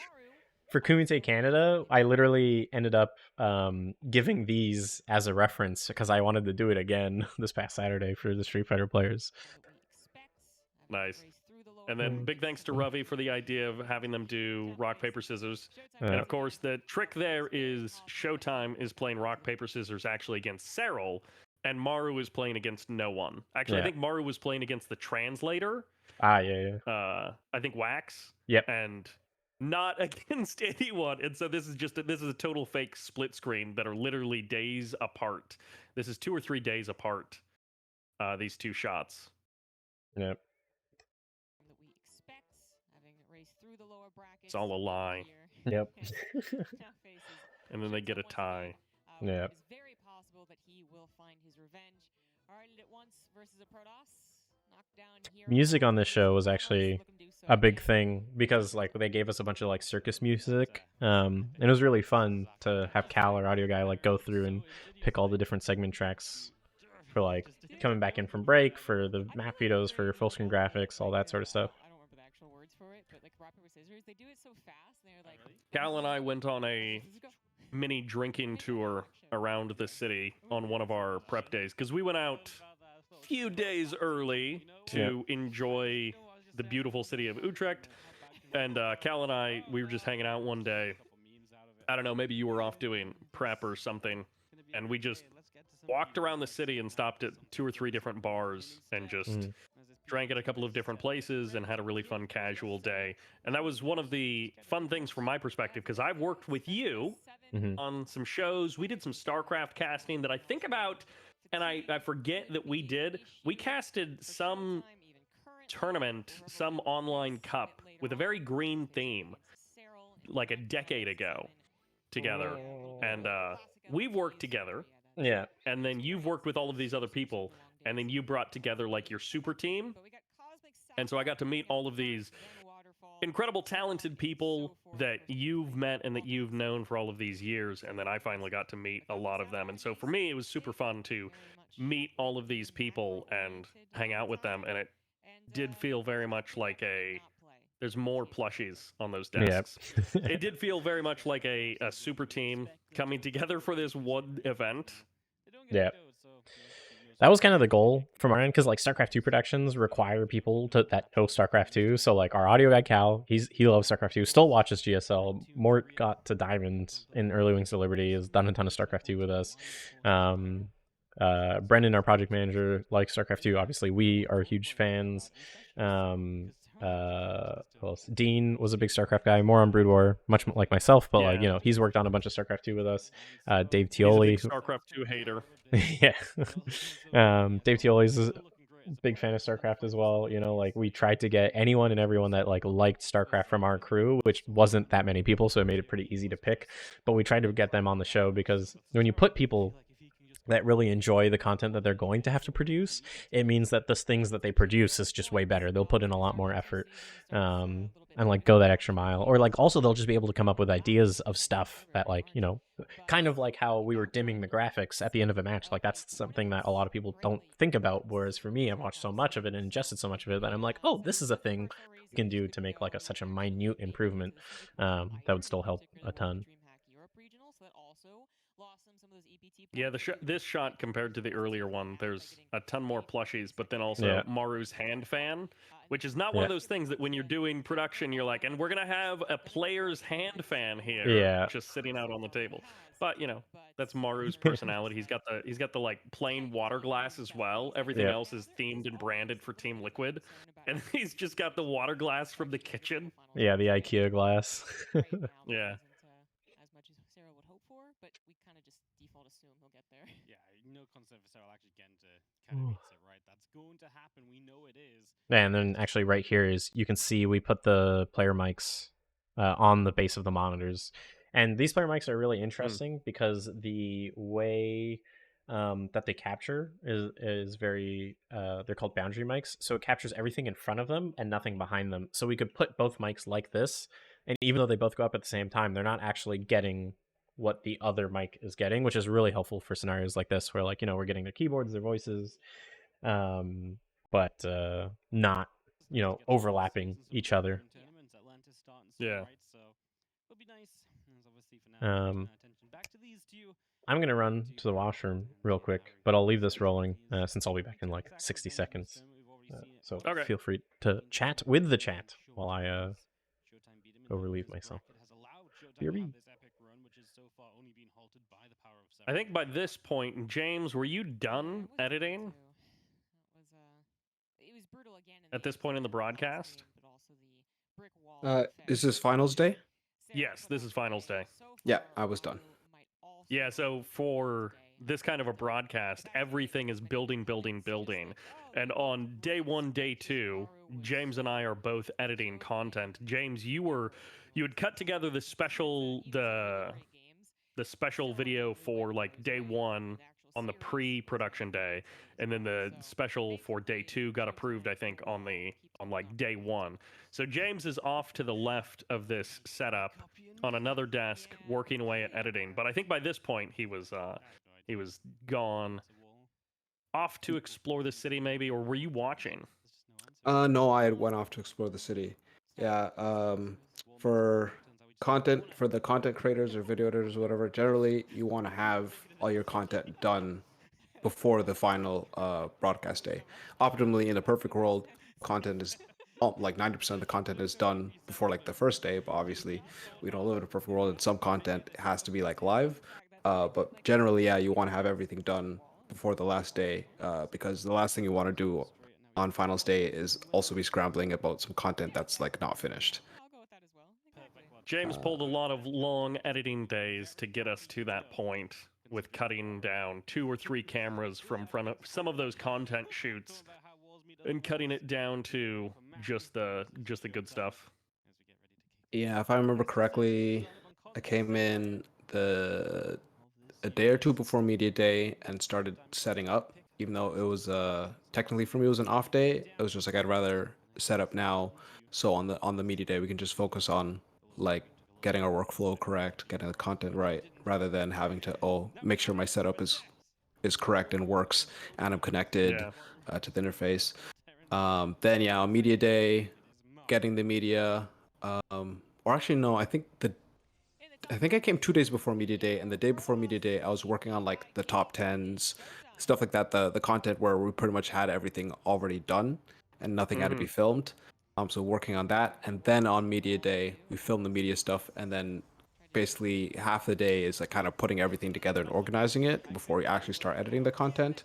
And then the media day and the next 2 days after was basically just getting all the content done, and then finishing on Saturday day or Saturday evening, and then being done. That my role being done for that event.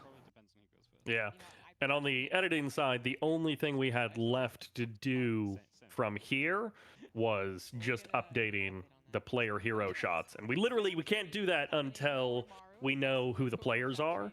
And so in this case, I am off to the left at a desk near James, setting up 2 different sequences, one with Serral versus Maru hero shots, and then one with rematch hero shots of Serral versus Showtime, so that I have both prepped and ready to go for whoever ends up winning this. And then I send it off to Mort, and I message him on Discord that, hey, there's another video for you to integrate to your playback system. So yeah, on this day, James was finally done. He had finally been released from his like 12-hour editing shifts, and he was able to go off and see the city. But welcome back, Donk. I'm back. Melee Everyday has asked what are the biggest takeaways from doing this show. I was even trying to think of that, and I feel like one of the things that this show emphasized, because for those of you who don't know me, I come from more TV and film. We're a non-live broadcast medium, so everything is about editing, and like we get it in camera and we shoot lots of different options. So I've worked on smaller broadcast shows, but this was, well, actually, I guess maybe Grubhub a feeding frenzy was as big as this, but this felt like by a good margin the biggest broadcast show that I had ever worked on. And it just kind of emphasized that, like, it doesn't matter how many people you have working on it, how experienced they are, how good they are, how good the ideas are. You're always going to be doing stuff last minute. Oh, yeah. But the amount that you get done and the stuff that you're doing last minute changes dramatically. So when you have a small show that's super choked on budget and time and people, you're trying to get the bare minimum done, and you're scrambling to the last second. Yeah. But on a bigger show like TSL9, where we have super talented people, we have Dalk, and we have Cal, and we have James, we have Howard, you're still scrambling till the last possible second. But like Olivia and Andrew from Team Liquid have done a bunch of legwork. They've done a bunch of stuff that has already accomplished a bunch of the bare minimum.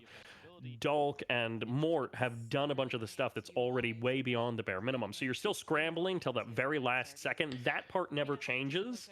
Big show, big crew, little crew.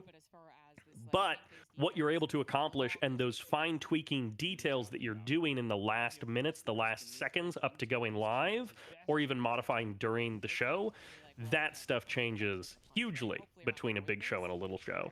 That was one of my biggest takeaways. Is in my mind, everything would be done long before. We're not going to be scrambling last second for anything. And it's like we were still scrambling, but we just weren't scrambling to have our lives on the line. Yeah. We were scrambling to make things 1, 2, 3, 4, 5% better.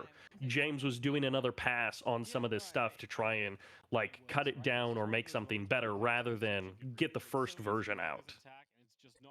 Yeah, I think that's a pretty good like way of describing that. Like, no matter what, there's going to be shit happening last minute, but it just means that you're getting to spend your time on doing cool stuff instead. Like a good example is on Evo. In my Evo director retrospective, I actually talked about it where like for Evo, even though it was super hard and we were working really long hours and all this shit, but like I had an hour at the end of Saturday, at the end of our setup, and I just went and cleaned up all the cables on the player desk. That was my like, extra scramble time. I could have just gone to bed, or I could have done that. So there's always like room to like keep doing stuff. There's always going to be stuff you can do. There's always things you can improve. It's just a matter of like what that time actually ends up getting spent on, I suppose. Because like a good equivalent for me for the show, which I think is actually in this map. So we had this idea of first person view the entire time going into the show, but the idea we came up with during like the second or third setup day was instead of just doing a single first person view, coming up with like a dual first person view, which DreamHack then took and sullied, and they should feel ashamed because aim high is fucking terrible. But we did a dual first person view that I built, like while we were setting up, and instead of needing to focus on like, oh god, do we have all our feeds, like something like a Genesis or an Evo, I could focus on building cooler new stuff in advance or on the show. Those 4 setup days, they do get filled, even though you can set up a show in 1 day. You can also spend 4 days setting up a show, and to the audience, the same thing has happened. The audience can't tell the difference between 4 setup days and 1 setup day, but it can make a huge difference to the show itself. Yeah. I will also say, in terms of difference between broadcast perspective and like film TV, is that I feel like film TV, there is a much stronger separation between roles. Whereas a broadcast, like the roles are still quite defined. Like obviously, I'm handling content. Silas is overseeing the creative production, and Salil is doing the technical directing, and they're quite defined roles. But there's still, I would say, like a good level of communication between the roles of what's going on. So like say in our off time, we'll be like, hey, like I'm thinking about this aspect of my role and how does that impact you in your role, and having that dialogue of like how these little things can affect each other and how we can optimize it that way. Whereas in film, it's like your role is your role and you kind of stay in your corner and do your thing and that's it. So when something is going on like at the top, you're not going to find out about it until it hits you, and by then it's just like it's too late to make any changes. Whereas in broadcast, be like, hey, like this is an issue that we are either dealing with or it looks like we're going to deal with, and then maybe before it's already completed, is be like, hey, like, well, if you do these things, that's going to make the workflow a lot easier when it gets to me, or give like Yeah. an alternate perspective to either provide a solution or a like compromise on that solution. I think a really And good that's- example of that is just like at the end of content pieces, I feel like no matter what crew you're working with, there's always a conversation of, do we end on the last frame? Do we end dipping to black? Do we, put an end card Mhm. graphic? Like that's a very easy one that kind of like showcases how, like, even if you're doing post-produce stuff for a broadcast, you're still going to have to talk to the broadcast people, because that dependency changes depending on what the content piece is and also when it's being used and who's using it, who's directing, that sort of stuff. Or if it's going into another content piece, or if it's going into something else. Yeah, But- that's a big one as well. If the piece you're working on is going to another content piece, if there's no communication, then there's a lot of edits or adjustments one can make in that content piece that like is hard to deal with. Like it's like, this is not what I wanted, and now I have to work around it because it's already hard coded. Yeah. And some of the conversations James and I had, which was, hey, when is this going to be used? And it's like, okay, it's actually going to be used twice, or it's going to have two different roles that it's going to fill. We're going to use it here for sure, and we're maybe also going to have to use it over here. So we were trying to build some of this stuff to be modular. But going off of what James was talking about a minute ago with the roles divided, that's also something you see more. Indie film production has a lot more of that, like sharing the work, and like if you're in one department crossing over departments in a way that bigger shows and bigger like films or TV shows don't have. Whereas indie film and this kind of broadcast do have a lot more flexibility in the roles and who's doing what.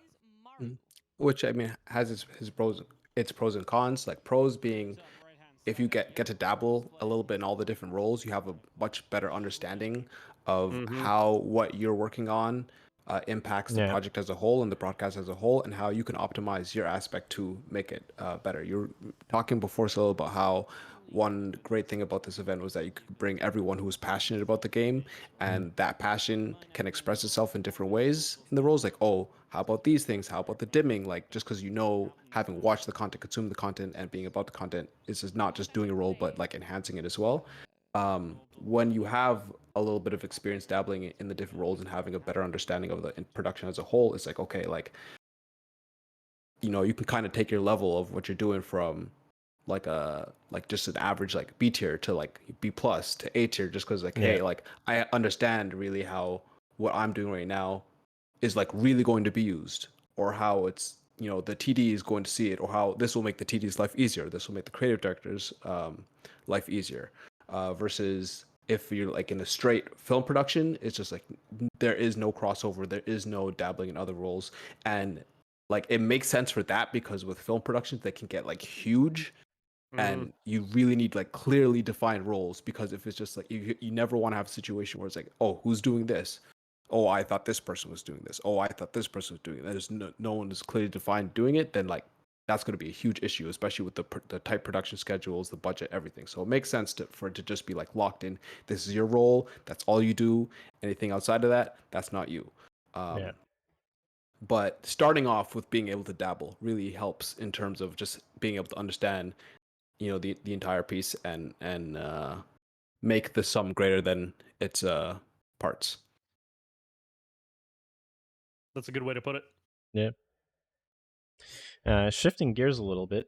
So one of the other things, obviously, in-game production was like super important going into TSL9. But one of the big things that I did was try to include a lot more like active in-game elements. So obviously, we've talked about the picture-in-picture. We've talked about, or for the secondary observer and for the player cameras. But in this bottom right section, units getting deselected shows the Team Liquid logo, but as well, we had the ability to bring in stats that were pulled in real time from Aligulac, which did end up breaking, which was unfortunate, which is why this one goes away so fast. But it worked for the first 2 days and the first series of this day, because Aligulac had some bug. But like one of the benefits of doing such a like storied game as like StarCraft 2 is that there's so much history. You can get those stats really easy. So I wanted to use it. Because especially back in like the old days when you're watching like OSL and MSLs or even early GSL, they had these stats of like, Maru versus Protoss is this percentage, and versus this other player he has this percentage. One of the things I was hoping that would have been really cool to do is also get map stats. Like on this map they have this win rate, but unfortunately it just was going to be too much effort. So we made an amend there. But also too, we had like Twitter fly-ins too. So if someone was like tweeting and like cheering for their favorite player or whatever, we could fly that in. The observers were actually tagged in that space as well too. Yep. Which Which is right here. So yeah. Lots of shows do that, and that's one of those things that I always appreciate is crediting more than just the commentators, because believe it or not, for a good show, usually there's more than just the commentators. Like, I don't know, there's a camera, there's a commentator, and yeah, really the commentators are the only ones who matter. Yeah. Screening the tweets, yeah, that was like a combination of like myself, Annalisa, and sometimes Silas or Mort would help in too. Like back when TweetDeck still existed, I had a hashtag TSL9. And then yeah, I just had hashtag TSL9 loaded up and then would like look through the tweets. So whenever there was like blanks in the game and I wasn't focused on like, oh, we're gonna get a replay or whatever, yeah, I was just looking at the tweets being like, oh, this would be a fun one to put in. Wait, TweetDeck is gone now? You have to pay for it and it sucks. That's tough. Yeah. Old TweetDeck as you know it is Everything's gone. Yeah. Everything's gone. Twitter itself is basically gone too, for sure. So let's see, is there anything in this map? Oh, this was one of the long maps. I think. Just kidding, it was not a long map. Very slight revision to the workers killed. That also got modified in an incredibly subtle way. Early on, Dalk and I had a conversation with the designers over at Team Liquid, where we basically laid out the StarCraft 2 UI, and we said, here's all the things we would like you guys to come up with, like, themed solutions for, and the workers kill, adding, like, the little color glow to the bottom, that was one of the things that they came up with, and it's another one of those details where that, you know, in particular, doesn't change anything, but you watch another broadcast and even the worker kill counter will look just a little bit different. Yeah. As much as possible, everything is themed around the event and specific to the event. And it's GG. Howard with his zooms. Yep. Crushing it on the cam opping. It's funny, sometimes there's been some producers I've worked with, like especially when we're doing white label work, that don't actually like Howard's like whip zooms. I'm a huge fan of them a lot of the time, and especially when you're doing like a StarCraft show, where all of the players, not all, most of the players are coming from Korea. That's how Korean TV and Japanese and Indian TV is shot, with like a lot of like super fast zooms, super fast pans. So I think it works really well in a situation like this to have that sort of thing. Maru just destroyed Showtime with no emotion, no leakage at all, just completely deadpan. Barely his eyes are moving and just crushing it.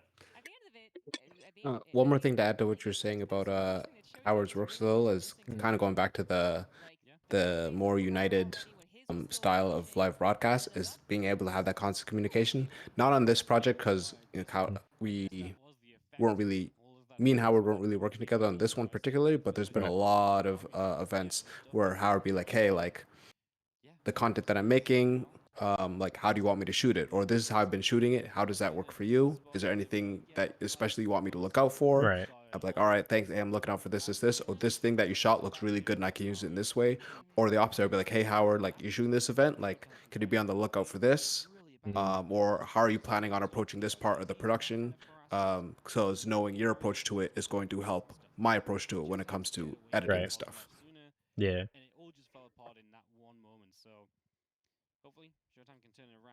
Yeah, adding energy into an isolated room, into this fishbowl, was definitely tough. Luckily, a lot of the players, kind of like I mentioned earlier, like we got a lot more emotion out of them just in general. But yeah, like doing faster movements on camera, that adds emotion or adds energy. Going into a replay and like super quick adds energy.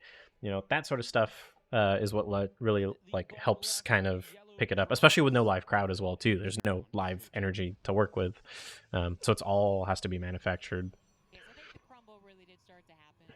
Not that StarCraft 2 players show very much emotion, even when there is a live crowd and like tons of people cheering. Absolutely, as he pulled back, I do believe he knew that the rest of the army was going to be coming forward. He knew that he was in danger of being surrounded, and I think he even I think for this one in There's, particular, there's a lot more of Howard pre-planning the shots, because especially in StarCraft 2, like there's like 20-year legacy of the way to shoot StarCraft 2. So like I went too far. But like these intro shots, like this roll in to Horizon, that's been how it's been since 2004. Like me and Howard didn't come up with this. We just knew that this is how StarCraft is shot, because Howard also is a big fan of StarCraft.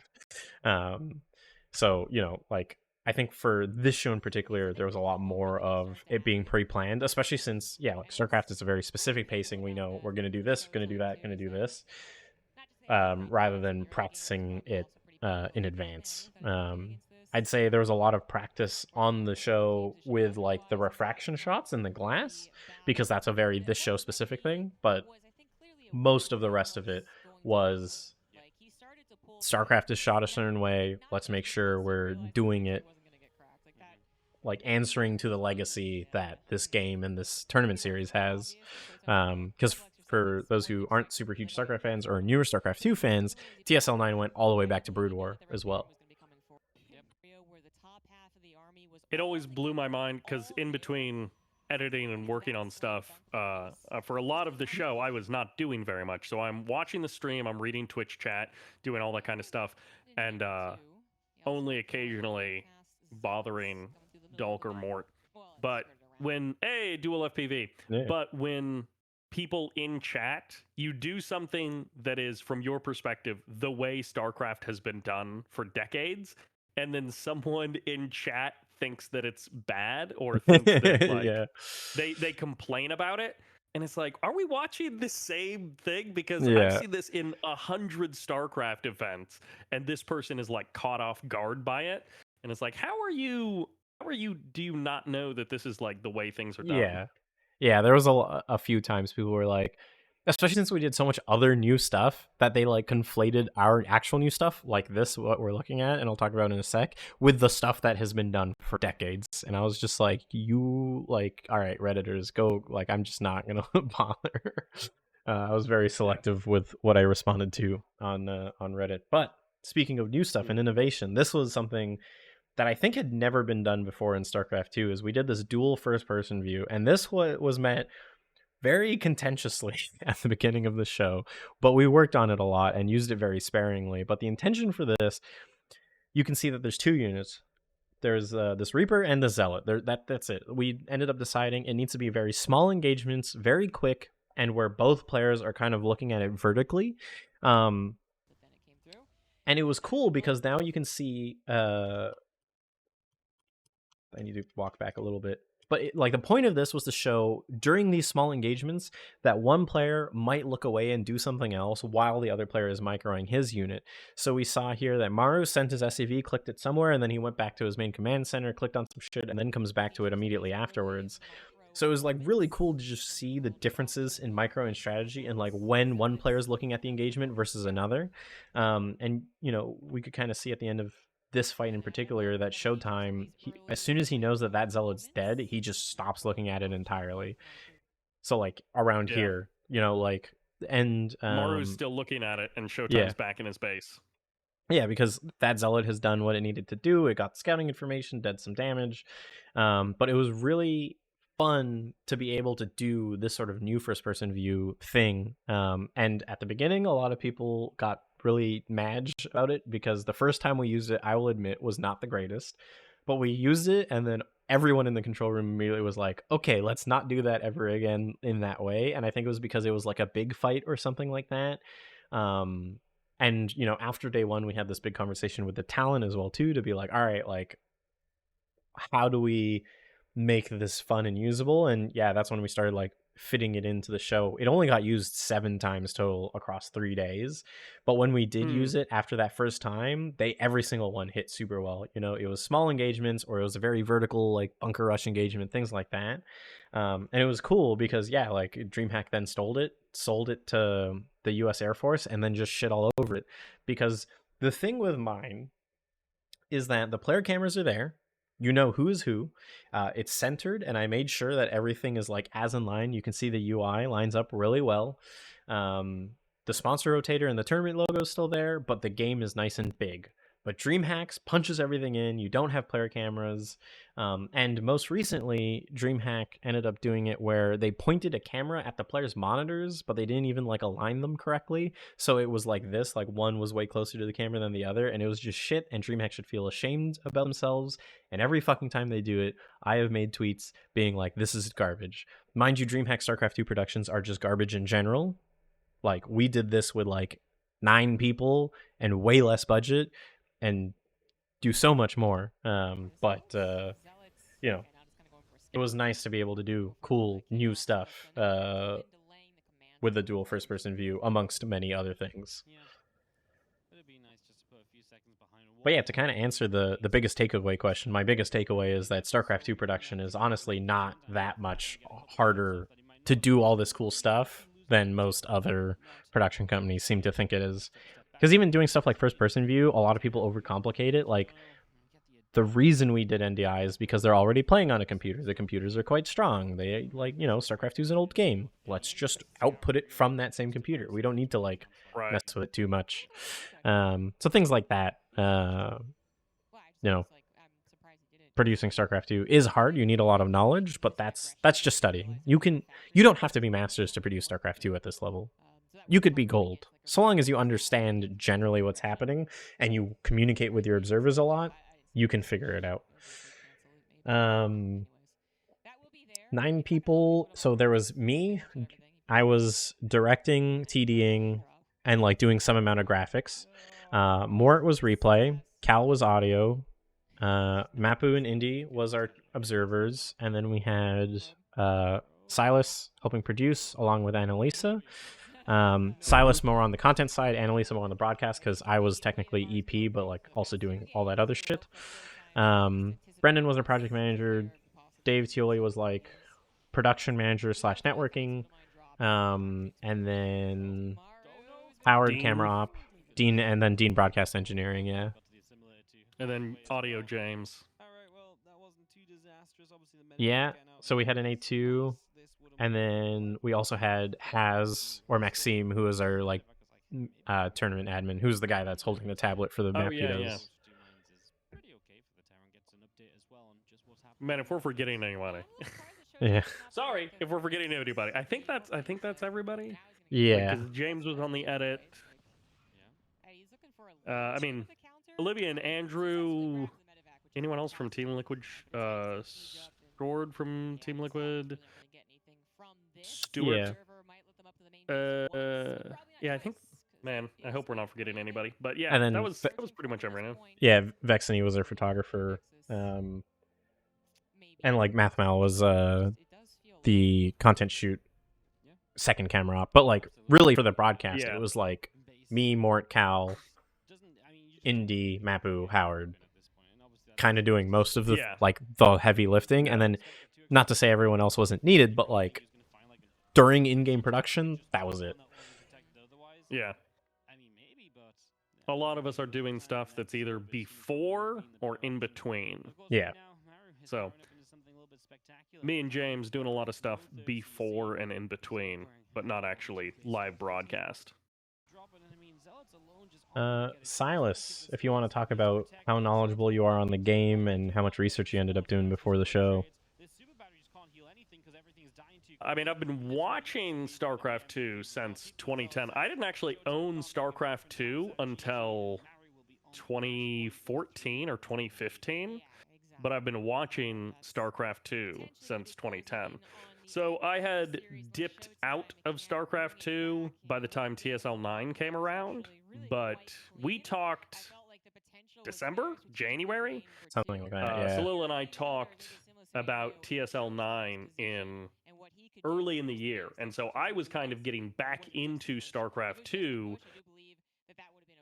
6 months ahead of the event and working on that. So I definitely did some research because I did pull up comparisons to ESL, DreamHack, Take TV. Right. I'm blanking on their name. Home What is Story Cup? Take TV? What is the show? Home Story Cup. Yes. Yeah. Home Story Cup. I was pulling in comps from other StarCraft 2 broadcasts to refamiliarize myself because I hadn't seen a lot of StarCraft 2 in 2 or 3 years. Yeah. I'd watched very little StarCraft 2 over the last 2 or 3 years leading up to TSL9. So I definitely had to do some research, but like I was familiar with Legacy of the Swarm. Nope. I was familiar with Legacy of the Void. Heart of the Swarm, Legacy of the Void, whatever. I was familiar with the game in its final state as Blizzard was taking the foot off the pedal and easing up on StarCraft 2. So I was somewhat familiar with it, but I did some research to get back into it. I'm not necessarily super game knowledgeable in being able to execute on ladder at a high level, but I'm super familiar with StarCraft 2 as a viewer. Super familiar. So Yeah, and again, like, you don't necessarily have to be the best at the game to do production. You're in production because you're not going to be the best at the game, almost inherently. But like, right, no you one's know, trying to qualify for StarCraft 2 or for TSL9, and then if we don't qualify, we're going to do the show. Yeah, but you know, still having a good understanding of the players, having a good understanding of like general things, because like, you know, when to use first person views, what to do for your content shoots, you know, what's a no in the game scene, you know, for example, like, don't cut out full frame during a fight. That's like a no, but well, there are some people that like came into StarCraft 2, especially during its heyday at the, you know, 2010 to 2014, where they did make that mistake and then everyone got really mad because they didn't know StarCraft 2. How intensive was the integration for the show? The integration for the show honestly wasn't super intense, but that was because it was spaced out a lot more, because there was 2 weeks of online, or 6 days of online broadcast that happened 2 weeks before our weekend in Utrecht. So a lot of integration got done from that time, because the graphics had to get done like, you know, a month and a half in advance of this day's show. So it made it easier to do a lot of the rest of this stuff. And a lot of it too is like not super, it's a lot of like templates for stuff. Like you make the first person graphic once and then you duplicate it for the second player. And also a lot of it got like cut up in OBS. So like the picture in pictures for the player cameras and the gameplay feed was all in OBS natively. So like, you know, it makes it a bit simpler overall. I'm just realizing like all of the mistakes. Okay, Sarah won 14 grand, but I was just realizing all of the mistakes on that bracket graphic. Yeah. Oh, and yeah. then also the 4-4, and then also it's Cyril versus Maru coming up, but it says coming up Maru versus Showtime. No, they took a break here, I thought. Or wait, was Losers was Final it a not best best of of 7? 7? I'm pretty sure everything No, on I this don't day was remember. best of 7, but then they just needed a break, and that's why coming out of this break. Yeah, okay, it's best of 7. Oh no, but it yeah, is best of 7. Oh, yeah. I'm messing up my mess ups. But coming just out met of up, this, because it was like a random impromptu break, we did we like just rolled the Maru first person view like replay as a bumper out, because we were like, oh fuck, we gotta go to break, because it's best of 7, they can choose to take a break after game 4. That's what it was, and then they ended up taking it this time. So like we had it And sort of ready. We didn't need that for the first series, Yes, because it was a 4-0. Yeah, okay. Yeah. But yeah. Yeah, so breaks. That was one of those things that, again, coming from film and TV production, there isn't as much elasticity in the schedule. Like, yeah, we get behind in our schedule, we work overtime, but there isn't as much flexibility in like, is this series going to be 4 8-minute games, or is it going to be 7-hour long games? We don't know. from my side of things, we don't have that much space in the schedule. But when you're doing esports, you have to build in that Yeah. flexibility. Are the players going to want to break after game 4, or are they want to want to keep rocking and go right into it? They get 3 minutes after game 4, basically, like, just so they can go to the washroom, because like up until this point, it had been an hour and a half in the series, so takes a while. And I'd say this is a very StarCraft specific thing, where like in a best of 7, you can take a break after game 4, because like something in Counter-Strike, you just take a break every map because it's an hour roughly. Right, but otherwise, you are correct. One of the strongest showings and very pushing back here on Data C. Absolutely. I mean, hey, what a map though. Yeah, we had so many setups, so many scenes and setups that we only see briefly. So many things were built that would only just get watched for a moment and then they Yeah. get passed by on the broadcast. And stuff like that head-to-head, you have that, and then you also have the beginning of the series, you have the player info that shows Right. up to the side of them just for that moment. But you have to build like 18 different, oh, Howard, he made a mistake. But you build so many different versions of so many different scenes for broadcast with the intention of using the kind of the most simple one, just the in-game, for 90% of what people are actually going to watch and care about. Yeah. And all of the stuff in between that takes all of this effort. James cutting together content for breaks and stuff, and people are just like away from their keyboard getting a coffee and a tea, or like hitting the Yeah. washroom. But for the like 300 people that are still watching, they Yeah. appreciate it. Yeah. Or rather, they don't verbally appreciate it, but if we didn't have it, they would certainly be talking shit. So there's that. Oh yeah, yeah. Can you? Yeah, if we didn't have it, the shellacking we'd get on Reddit, the Yep. whining and complaining that there would be. Yep. I think that's something that Maru's okay with getting the monkey off his back, basically. He's going to have the Wood of Mines probably burrowed first to deal with any potential Oracle, which he now sees. Man, it's funny. Usually, it was something that we talked about a lot on the show, but like usually in game is when like everyone can kind of take their hands off the wheel a little bit. But because we had first person, we had pips, we had all this shit. If I wanted to go to the washroom, most shows I like sprint to the washroom anyways. But like for this one, I really had to sprint because we were on a separate floor for the control room from where like the actual like rest of the office was. And we only had like 2 fobs to get up and down because you have to use a fob to get up into the main staircase. So I had to run outside, like into the public area, run out, run upstairs, come across, come in the building, run all the way through the office, go to the washroom, and then do that all the way back down. It was pretty tough. I think Anytime I remember seeing you dash it one time. I was just like, oh, he wasn't joking. Yeah. But anytime you see a break timer that is above 3 minutes, that's a Salil washroom break timer. Yep. You got the bonus break timer, the 5-minute break for when Salil takes hands off keyboard for like the couple of minutes in an 8 or a 12-hour broadcast.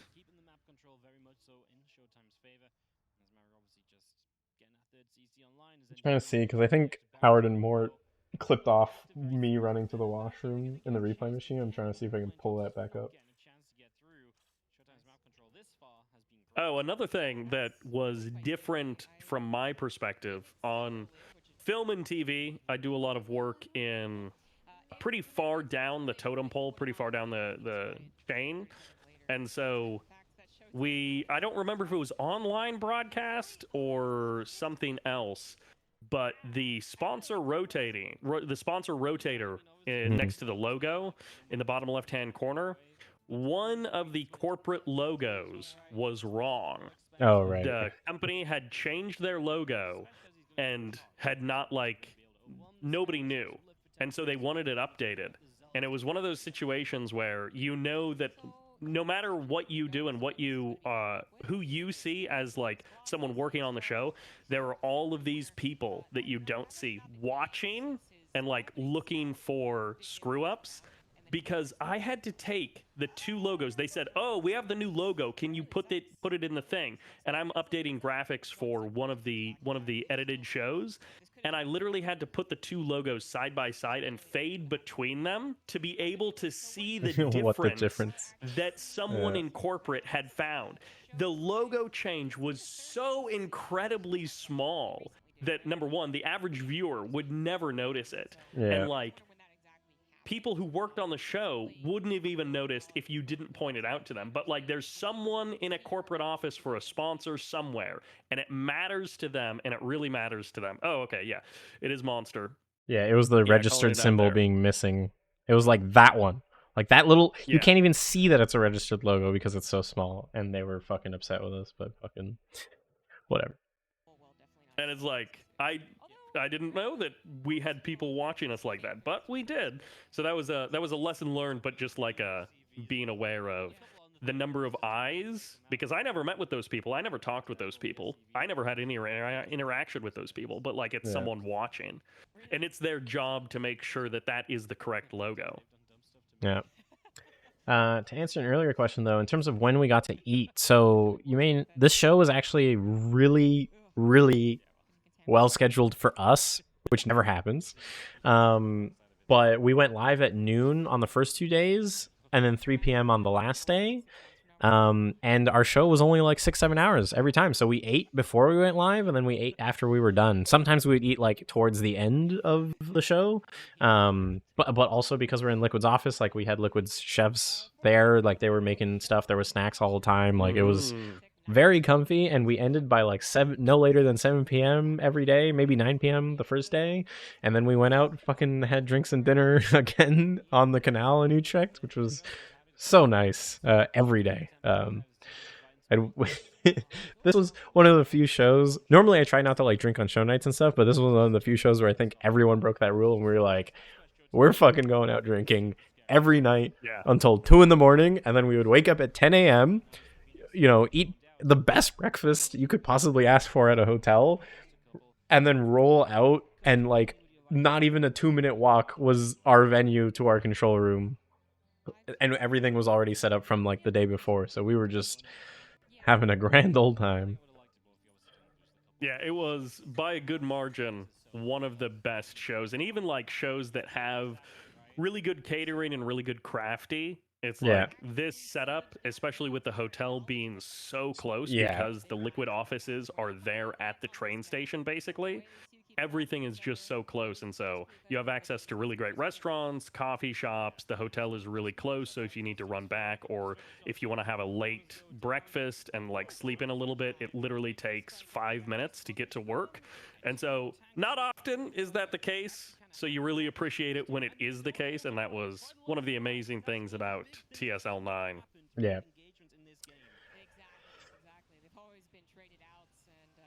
Yeah, it was really fun too. We like mentioned it briefly earlier, but like most of us went like 4 or 5 days early ahead of setup because we were like, oh, Utrecht, this place is sick. And when Brendan and I went for the site visit for like literally 36 hours, we fell in love with the city. And yeah, we found this German place called Kartoffel. They had like super cheap beer, lots of great food. There was a really good Indian place on the canal, a really good shawarma place, good Thai place. Like we had so much good food. Obviously, lots of shroop waffles as well. That ramen place. Yeah. The kebab at 3 a.m. when everything else closed because it's Europe and you can't get good food after 10 p.m. other than kebab. Yeah, that kebab place was good. And it was needed too because we kept drinking until 2 in the morning, being like, "Oh fuck, we need something to eat." So we had to get and like it was cheap too. Like for such a like developed country, it was surprisingly not that expensive for all the food there. Yeah, most shows do not have anywhere close to any of that stuff, so we were pulling that in real hard. Yeah. The Saturday night. After show before broadcast Sunday, you mean? Yeah. Oh yeah. Oh yeah, because Sunday started 3 hours later, so we all got super fucked up Saturday night. I forgot about that. That's right. Yeah. It's just 3 matches. Yeah. I forgot about that. But that yeah, was a night. Instead of starting at noon Central European time, we started at 3 p.m. Central European time. Real quick, pause it Yeah. on the go back up moment on the two Oh, shot. And yeah. now, There's a lot of. yeah, scroll back to the very first two shot from the start of the day. Oh, yeah. Like, yeah. Oh, before we start, can I also answer about a favorite outside of broadcast experience? I actually just like checked your Twitch and saw the comment. Yeah. Definitely Thursday. But honestly, like, there was a day, I think it was before. It was one of the first. I think it was the day after that I came. So before I was working, and I just walked the streets of Utrecht, and it was just really, really, really cool to see both the design of the Mhm. city, the culture, because I think I went to Amsterdam on the last day, and like Amsterdam was also very cool, but you could tell it's very touristy. It's built for tourists. Yeah. Whereas Utrecht was like you're not going there unless you're a local essentially. So you really got to get the sense of what like kind of Dutch life and Dutch style and Dutch culture was. And that was just really cool to like experience. And I wish like if I had an extra day, I would have rented a bike and just biked on those pathways. Yeah. But yeah, aside from that, then Thursday, because just being able to just chill and drink with you guys was awesome. Because pretty much the other nights I was busy Yeah. editing. So that was like my first real like night off where I could just hang and chill with you guys, and that was really awesome to experience, especially after knowing it's like, oh, we're pretty much in the home stretch. Yeah. Yeah. Yeah, and for me, it would kind of be the same thing as getting to, after not 10 years, but close to 10 years of knowing Salil and like working on and Yeah. off with Salil, to actually meet up in person. Like, I still remember meeting in the Toronto airport, which was ultra crowded, just super Yeah. jam-packed with people, and like, hey, this is the first time we've ever met in person, and then just getting to hang out with everyone and have those experiences after the broadcast, because there's so much stress and focus on the broadcast, because that's what we're there for, that's what matters. Yeah. And then getting to have those very chill, very calm times afterwards with just hanging out and eating and going to like even just a simple meal was definitely the most fun part, even though it was like very simple. Yeah. I mean, it was. And it was the first time me, you, and Ravi had been together in person as well, too. So that was Yeah, super yeah. cool. Yeah, it was like a decade in the making. Yeah, the like bedroom broadcast all the Yep. way to TSL9 in Utrecht, Team Liquid headquarters, Nazgul's office. Oh, quick callback. You guys can see Maru's camera is matted differently here than Cyril's was, but we talked about that earlier. Yeah. Well, it's the same matte file, just it fits better on the Terran one because the Terran's one is what it's based off of. The Zerg and Protoss ones Oh, have I like a didn't realize similar. They have the similar Yeah. like jut out like right here, but I thought of how to do it per race after the show ended, and at that point I was like, well, I'm never doing StarCraft 2 again, so this is useless knowledge now. But That next said, I time. didn't realize that. I thought it was. I thought you had customized it for each of the races. No, I didn't think of a fool good way for- of doing it until after the show had ended, which is why it looks a little funny for Zerg and Protoss players. I'm a fool for giving you that credit. I appreciate it though. That character portrait's from in-game, so Yeah. so That's just how the overlay looks. yeah, The so like in-game UI looks. most players you can make it a 2D image or a 3D image, but like if you notice, it does like a little like radio TV static thing when it changes changes units. So depending on what unit or building you have selected, it shows a portrait, and this is a very classic RTS thing. And in fact, most RTSs now don't even have unit portraits anymore, because you get the wireframe anyways. You know what unit you're looking at. But yeah, most players play with them in 2D because it just saves you a little bit extra resource. And honestly, having that 3D motion of like a head moving around or bobbing around or whatever can get a little distracting. But yeah, that's just done from in-game. And then for our HUD, we just remove the unit portrait entirely because it's not necessary information for a spectator. Yeah, this does take me back to the days of Wings of Liberty commentary, Yeah. where the in-game UI and the observer UI were almost the exact same. There was only a Yeah. little bit more info in the observer UI that wasn't in the in-game UI.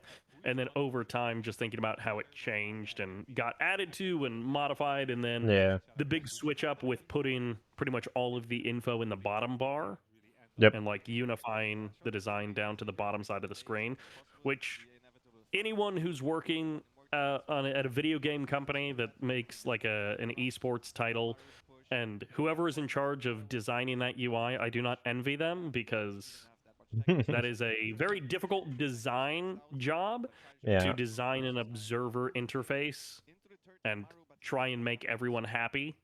And then you watch like traditional sports broadcasts, and they have for no a info. lot of them, it's literally icons and score. It's the smallest Yeah. bit of overlay, and you're like, oh my gosh, it's so clean. There's so much space everywhere. And then you watch like, you know, Dota or League of Legends or CS:GO or CS2. Yeah. And then it's got 48 billion things on screen. Yeah. I mean, I think the real answer is like, instead of trying to have a game developer design this shit, just make it open. Like, do what StarCraft 2 did as it was trailblazing, and like let people make their own HUDs.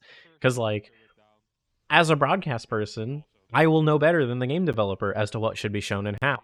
And also, for an old game, things will change and people will realize that actually, you know, maybe we want this, maybe we don't want that. So, you know, CS2 is a good example of that. At first, you didn't know how much utility people had on the stock HUD in game. You didn't know their ADR. You didn't have their kill streaks. But now in CS2 and even in CS:GO, you know, you can add all that stuff. I'd say games that have the ability to do custom HUDs, StarCraft 2 was the first, and then Counter-Strike and Dota very quickly also had it.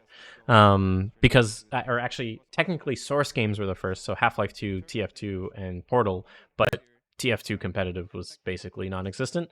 And obviously Half-Life 2 and Portal doesn't matter. But yeah, StarCraft 2 was the first, and StarCraft 2 was in-game, whereas Valve Games was separate. You make like a browser source or whatever that's listening to the game data over TCP sockets and then rebuilding it outside of the game, which is both good and bad for different reasons. But Rocket League very quickly added it. Valorant has it, as well as all the Riot games, but it's very locked down. Only like very specific Riot tournaments can have it, and it's kind of a monopoly on it, and it sucks and it's cringe. Whereas, yeah, StarCraft 2, you just open the map editor and you can do stuff. Counter-Strike, if you know how to do web dev, you can do stuff. And having that like open playing field is really helpful. From the StarCraft 2 side, that means you have to open the map editor and know how to do things in it. Yeah. And that's its own challenge right there.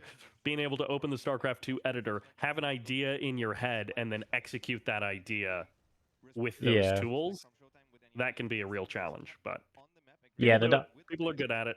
The documentation, especially at the beginning, was like pretty lackluster, but like now it's been around for so long, you also have specialists like Ollie who like know that shit like the back of his hand. So, you know, for TSL9, I just asked him to do everything instead of us trying to deal with it.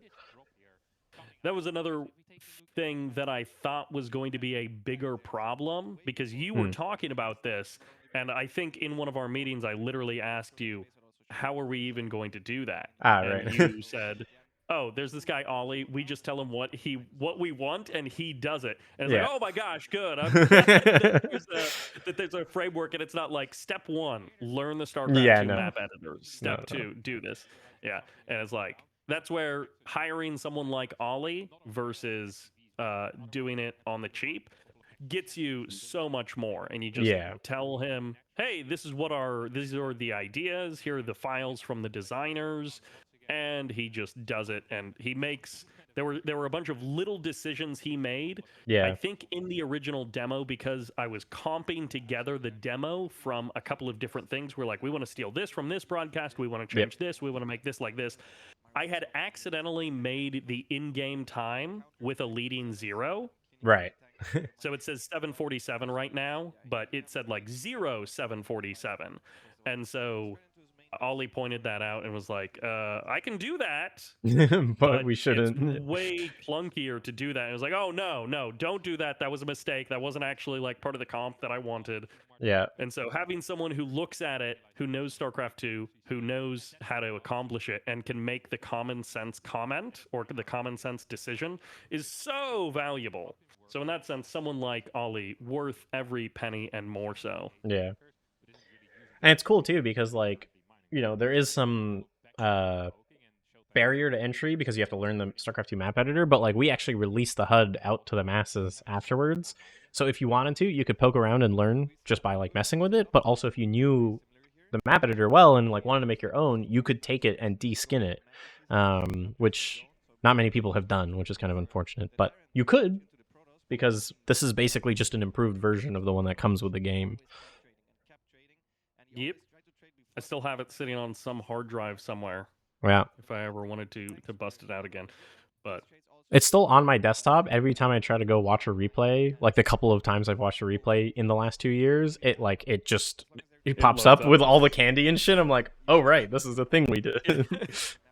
You're like, oh yeah, it's nested somewhere in some user preference file deep in the StarCraft 2 settings folder, and like, oh yeah, I have to move that, or I guess go into settings and change it there. Yeah.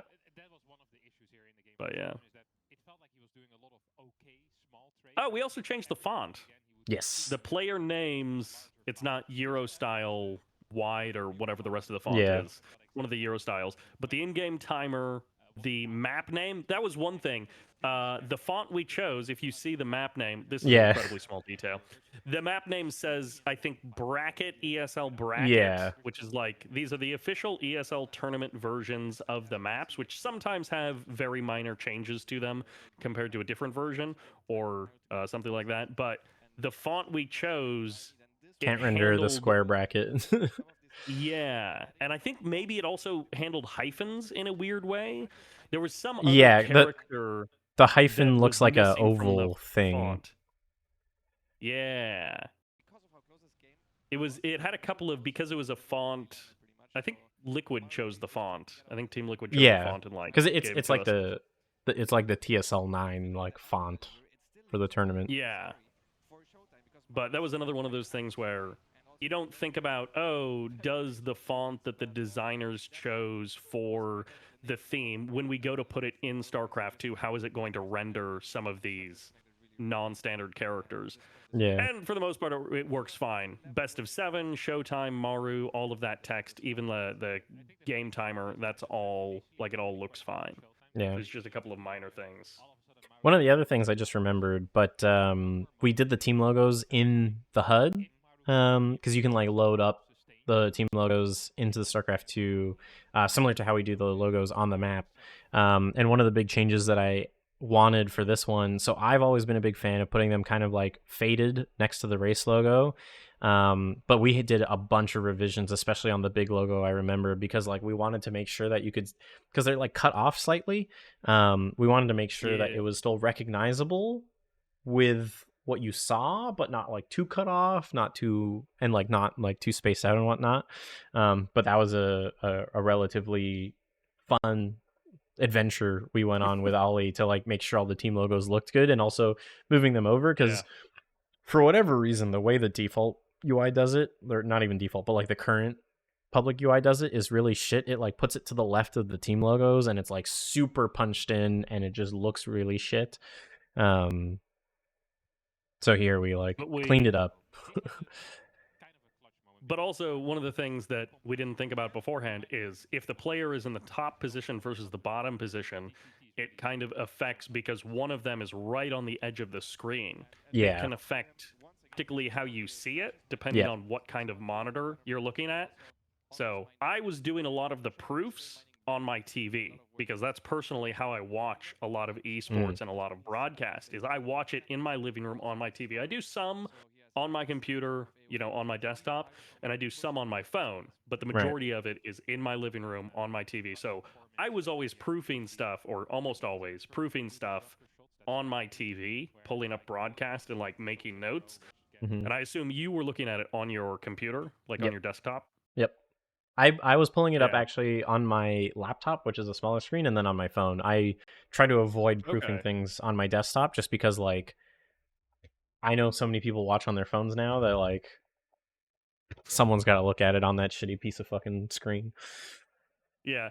When we were changing the size of the production queue in the top left-hand corner, that was one of the considerations that we had, is like, we know that, I'm watching my way, Salilid's watching his way, but we also know the statistics say that like 35-40% of people, sometimes even 60%, are watching on their phone. They're on the bus, going home from work or university, whatever it is, and they're watching with headphones on their phone. And so it's like trying to account for couch TV watchers, desktop PC watchers, and on the phone public transit watchers with this. Not just going for like, what do I want, what do I think works, but trying to account for a couple of different viewing modes. Which, to be fair, is, from what I can tell, a lot of the other tournament organizers and designers do the same thing. We weren't special in that way, but we just had our own recipe for it. Yeah, and I think because we were messing so much like with the HUD itself is why we put in most of that effort. Usually for like regular graphics, I won't go through that effort of like looking on a bunch of different types of screens, but we wanted to make sure that like for example, the font size where it says best of 7 was actually way smaller originally, but then we pumped it up because of, I looked at it on my phone and was like, oh, I can't read this. Yeah.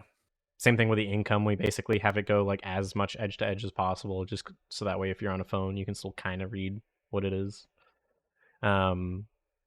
Shifting gears a little bit, one thing I wanted to mention is because StarCraft 2, there's so much shit going on. We obviously replay was super important in the show, but like frame by frames, slow-mos, frame advancements, that's the kind of stuff that like really helps teach people.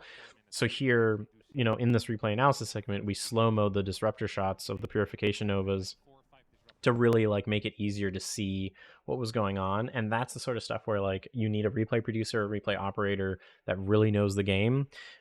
Mind you, we still had Hearthstone doing the hand signals and stuff for Mort, but like it's like pretty spot on with oh god, I lost it.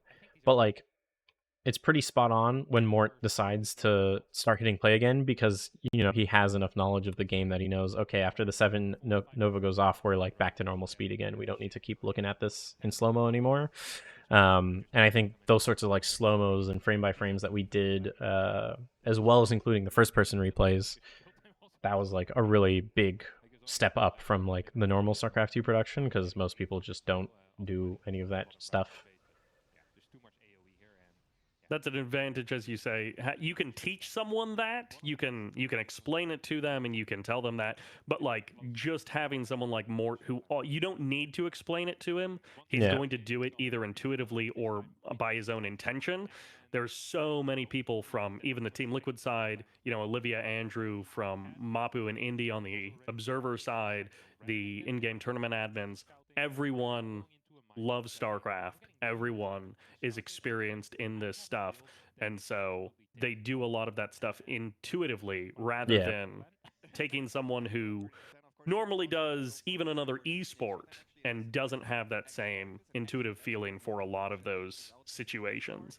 Is incredibly helpful. Because I forgot. Oh, go ahead. Ollie added a little bump to the worker kill counter as well. Every time it changes, he adds a little bump. Oh, right. I don't even think we asked him to do that. I think he just did it. That. Yeah. Yeah, like it color themes, and then it does a little bump, and that's another one of those details. We didn't ask him to do it. We didn't tell him to do it. He came up with that on his own, and it's like, great. That's a great detail. It adds that extra little punch to this broadcast. Yeah, the chain of communication for Mort, our replay op, was like pretty short. One, because of the stuff we've been talking about, where like he knows the game, he doesn't really need that much like conversation, but also there wasn't that many people on the line, so like it was like me and him, because the observers talked to me. The observers were on a separate comms channel, just so that way they could like mostly just focus on listening to the commentators or me if I had to say something. But like the observers would maybe say something to me, and then I would talk to Mort, and Mort also sat directly to my left, so like I could also do hand signals with him or like wave my hand in front of him and shit. It was very short chain of communication for that one.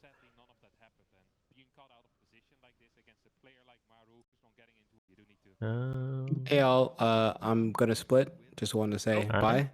Peace, dude. Yeah, I was literally just jumping on here to kind of listen to you guys' perspective on the event and get another view on it, which was really dope. But thanks for letting me crash it for a little bit. No problem, And dude. yeah, enjoy the rest of the show. Have a Bye, good one, man. James. Peace. Oh, this one's a good thing to talk about too. We did an exit interview here instead of a winners interview because we didn't want to mess with the player coming from losers final to grands. We wanted to like give them a break and not fuck with them too much. And this kind of goes to the earlier conversation about doing it from tape versus doing it live. But also this is the last time we're seeing Showtime, and StarCraft players are also like, a bit more mature. It's a kind of an older audience. We did ask him first. We're like, hey, would you be down to do a losers interview? And he was, so we ended up doing an exit interview here instead of doing a winners interview with Maru. Or did we end up doing both? I don't remember. Yeah, okay, we just did the one. But I think like doing the exit interview here is like one of the few times where it like works really well. Showtime's so tall. Howard's like shooting up his nose. Yeah. Because the rig that Howard uses is good for him. It's an easy rig if any of you are familiar with camera rigs. But he's obviously using a rig that allows him to operate essentially a solo camera for the entire broadcast for 8, 10, 12 hours. And most of the time he's not shooting stand-up interviews with like the tallest guy in the tournament. So in this case, Howard has some gear that is not exactly designed for this, and he is doing his best to make it work for this particular setup. As opposed to normally you would have either cameras on tripods that are set to the height with a couple of camera ops who can actually adjust that, as opposed to Howard, who's pulling triple, quadruple duty as the only cam op. That is usually how it goes on live broadcast too, which is kind of unfortunate. You got like, I think the most ops I've ever had on a show was like 8, and even still like we were doubling up on some of them. No 50 camera setups. Nope. Well, and also when you're in a corporate office, there's no space. No jib. You can't have a lot of that. And also from here versus the cameras that are preset for casters and analyst desk, there's a wall in between. There's a bunch of cabling, so we can't even like have people moving cameras in between to try and like sneakily get more cameras. It just physically wouldn't really be possible. The one of the really unfortunate parts of this office was like there was so many random poles and walls just fucking everywhere, because like it's the Netherlands. They like want to have cool architecture, but there was literally like 45-degree poles just sticking out of fucking nowhere for most places in this office. Audio James snuck into the background of Ravi's shot. I don't even remember this.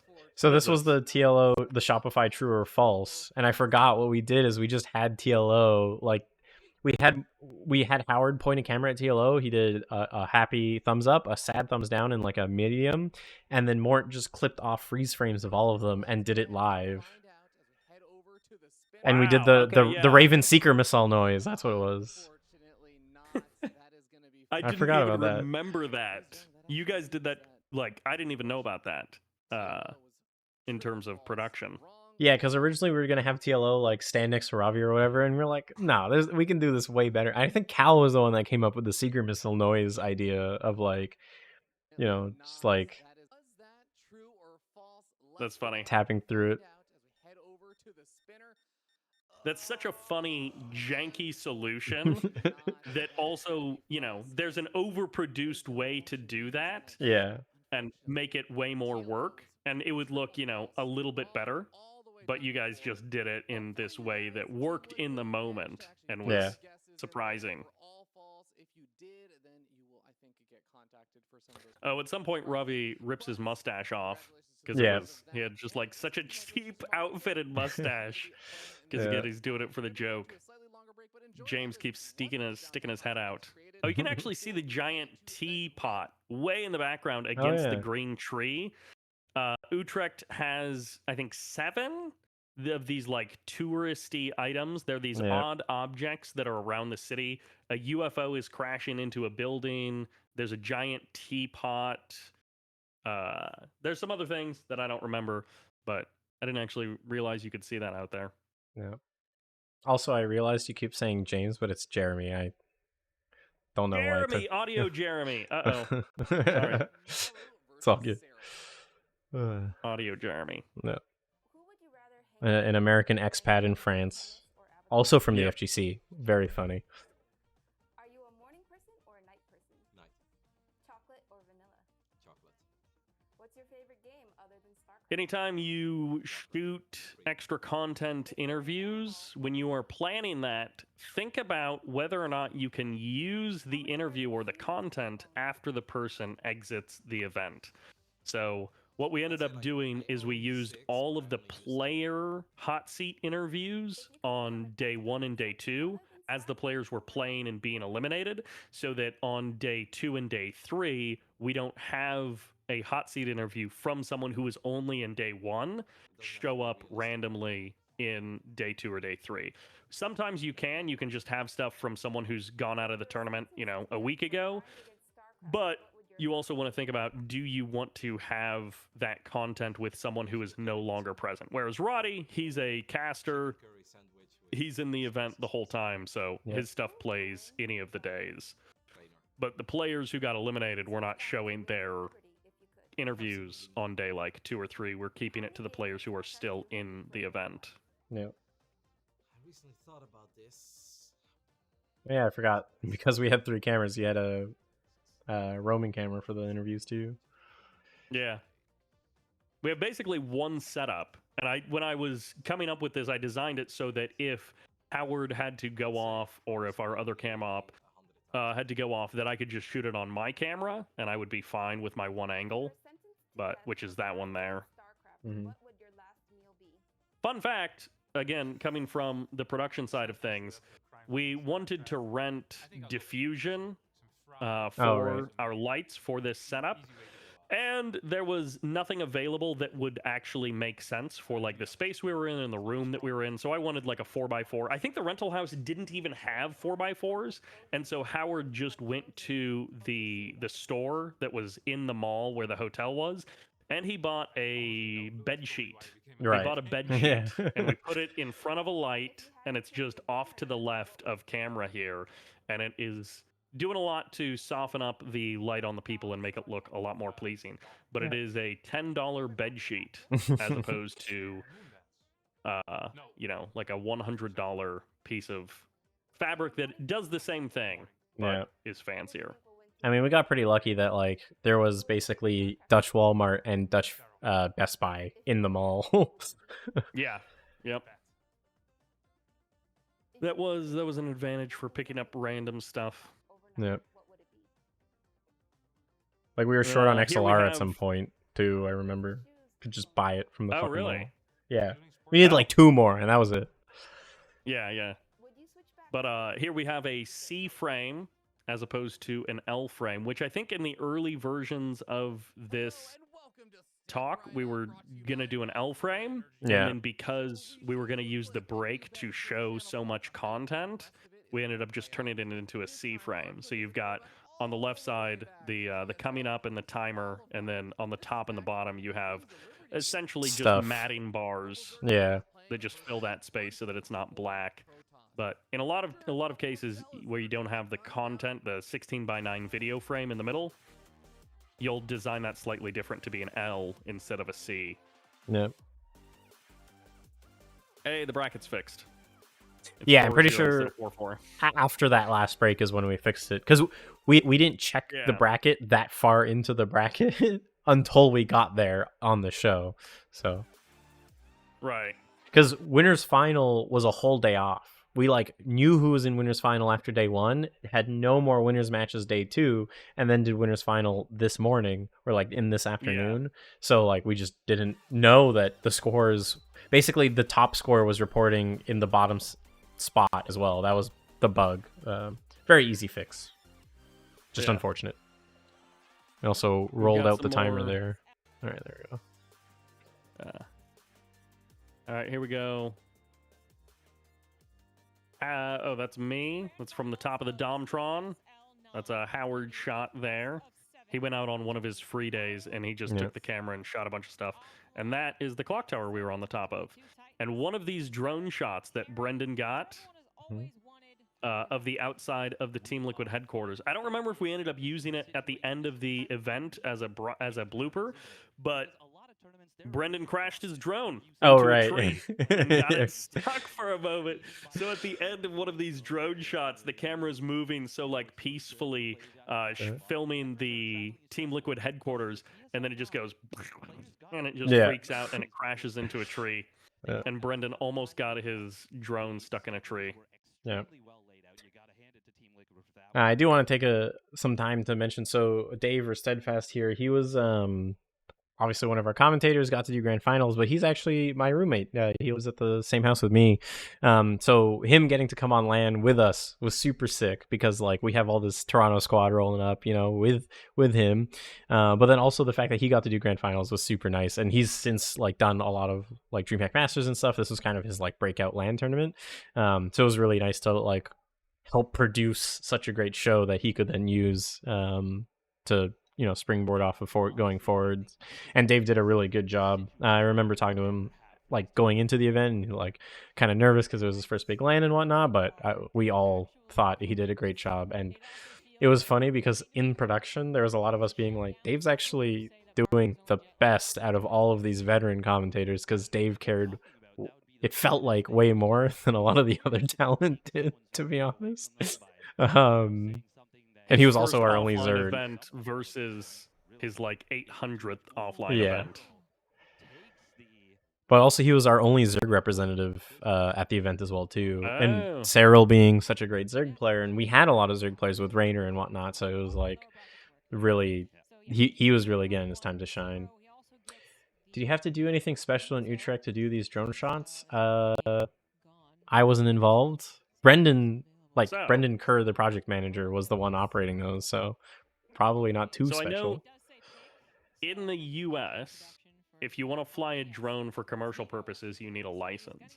As it turns out, you kind of have the same thing in the EU, but apparently there is a slight loophole where if the drone is below a certain weight or size limit, you can just fly a drone however you want, whatever you want, whenever you want. There are like almost no restrictions on like whether or not you need to be licensed or like have any permit or anything like that. So we found out that Brendan's drone was under that requirement, and so he was able to just do all of our operating, and he was the project manager, as Salil said earlier. He was not, a camera op or a drone op or whatever. He was just flying his drone, but apparently it was inside of the like aviation requirements for. Yeah. I think it was the EU, maybe it was just the Netherlands, but I think it was the EU. So we didn't have to do anything. Yeah. Which was nice because from my perspective, I was like, oh no, I've had to do drone checks and drone permits in the States before. And like, I didn't realize how many airports and no-fly zones there were around me until you try to get permission to like fly in a certain spot. And then you realize that there's like some tiny regional airport that you've never seen near you. And that technically you're in like airport airspace. So we didn't have to do any of that. Again, incredibly small detail. The two desks are now the same height between them, so it looks the way that we want it to look. It isn't wonky anymore. The monster cans are all lined up nicely. The two desks are equal. Yeah, they're actually touching. Yeah. and you can see that We it's a never triangle. fixed the cabling though. Well, the cabling was tough too, because like the players' cables for like their keyboards and shit also like comes through the same holes. So we just kind of decided it wasn't worth it because the players were gonna fuck it up every time. And so one thing too that most people don't know is that with StarCraft shows, we actually take the whole fucking computer and remove it and then replace it for each individual player. They have their own computer. So because of that as well too, it didn't make that much sense to like focus that hard on the cabling that was on the desks, because we're going to be fucking it up swapping in and out the computers anyways. Yeah. And they're practicing on those same PCs, right? Yep. Yeah, so like each player has a computer that goes with them in the practice room, and when they come towards the stage setup, that whole computer comes here. So that way all their settings, all their config, their resolution settings, all that stuff is kept on the computer, and they don't need to do it every time they get to the PC. Because StarCraft 2 keeps some settings, but like not all of them in the cloud. And one advantage when you work with an org like Team Liquid, which has hardware partners, they have like 80,000 of the exact same monitor. I think they had 2 or 3 different Alienware monitors, but they have like a whole bunch of them. So I think between the scrim rooms and the player booth here, it was like the same hardware. So they take the PC, they get it out, they swap them out, and then they can practice on essentially the exact same setup in the scrim room that they're going to be using in the player booth for the actual game. So we wanted to do SSDs, but the way the Alienware computers were built, you can't get like a removable SSD like tray or bay out of the front. So the best solution was replacing the computers in total. Doing the SSDs is more normal in StarCraft 2, but especially recently as computers are getting better and smaller, just swapping the whole PC is not as bad compared to Dota or CS, because you only have to do it for 2 people, not for 10. Right. So at that or point, on this day, you're literally only swapping 1 between each of the series. Yeah, exactly. But on the earlier day, we're swapping 2 PCs. And that's where having a crew, I don't know who it was on the day. Who was swapping PCs on the day? It was Dean and Andrew and someone else that were all like doing it. On setup, I know Brendan was part of that crew involved in doing setup, and like he's the project manager. He doesn't have to do that, but having people like that, having crew who are willing to step in and do that and just like get the work done, even if it's not their department necessarily, or like quote unquote their job. But makes all of that stuff easier, where we're swapping a whole PC, not just an SSD. It's actually kind of a non-problem because we have a really good crew. Yeah, I think it was Dean and Brendan from our team, and then Andrew from Liquid that was taking up that stuff. Yeah. And like I'm sure Andrew's job description when he got hired at Team Liquid was not swapping PCs for tournaments. But like he jumps in, he does that. Andrew, Olivia, all of the people at Liquid were super easy to work with and super fun to be around. To note though, all of these like stepping out of our scopes were relatively planned. Like we came into the weekend with everyone knowing, hey, you're gonna have to do this extra, you're gonna have to do that extra. It wasn't like we got there and we're like, oh fuck. It was all part of the plan that, you know, X person was gonna double up on Y thing. So not like some other shows where it's like, oh fuck, all this shit has to get done. Oh god, what do we do? Yeah. That's one advantage for a crew like this is the result is you kind of punch above your weight class in terms of crew, in terms of production, all of that stuff. But yeah, there was I'm sure there was, but it felt like no one had an ego coming into the show. Like I'm sure some people did, and there were probably some problems, but it just felt like everyone wanted to make a good show and everyone wanted to make a good event. Yeah, I think this was one of those times where we all just were there because we loved StarCraft. We wanted to do a really sick StarCraft 2 show and have some fun with the homies out in the fucking Netherlands. Like that was the goal, and I think we did a pretty good job achieving that for the most part. I think at this point we've kind of like talked about a lot of the like show cutting. We've talked about first person. We talked about replay. There's like not that much else really to talk about, I think. There's something that we're missing that we'll think of afterwards, but yeah, nothing's coming to mind. Yeah. Cyril did start up 1-0 because it's a double elim bracket, but we didn't want to do. There was confusion about this in the chat. The Twitch chat was awash with concern and confusion when that happened. Oh yeah. But yeah, because StarCraft takes a while, so we didn't want to do 2 whole best of 7. So you just give the winner 1 map advantage, and by giving them the 1 map advantage, which I can actually, it was like, so by giving the 1 map advantage, basically Cyril gets a ban as well. So he got to ban Stargazers, which was his like generally shit for Zerg, and then Maru gets to pick the first map. There was 1 host in Fear Dragon, and then Wardy, Steadfast, Roddy, Sami Grub for commentators. Then we had TLO, Hearthstone, Lambo as analysts, and hilariously, Lambo was also in the tournament. He was playing in day 1, so he wasn't an analyst until he got eliminated.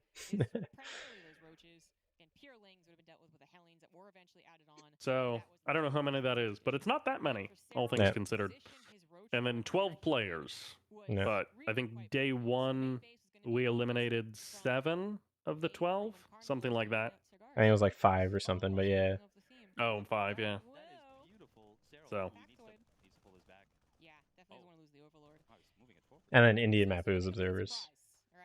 Oh yeah, Indian Mapu, yeah. +2. Observers generally fall towards talent, I find, because it's way more specialized rather than being like Than crew. broadcast But they crew, end up working crew hours, but they hang out with the talent. Oh, the second dual first person view. So this is the one with the bunker rush. So this is you can see it's kind of like vertical here, which is why we had it the way we had it. And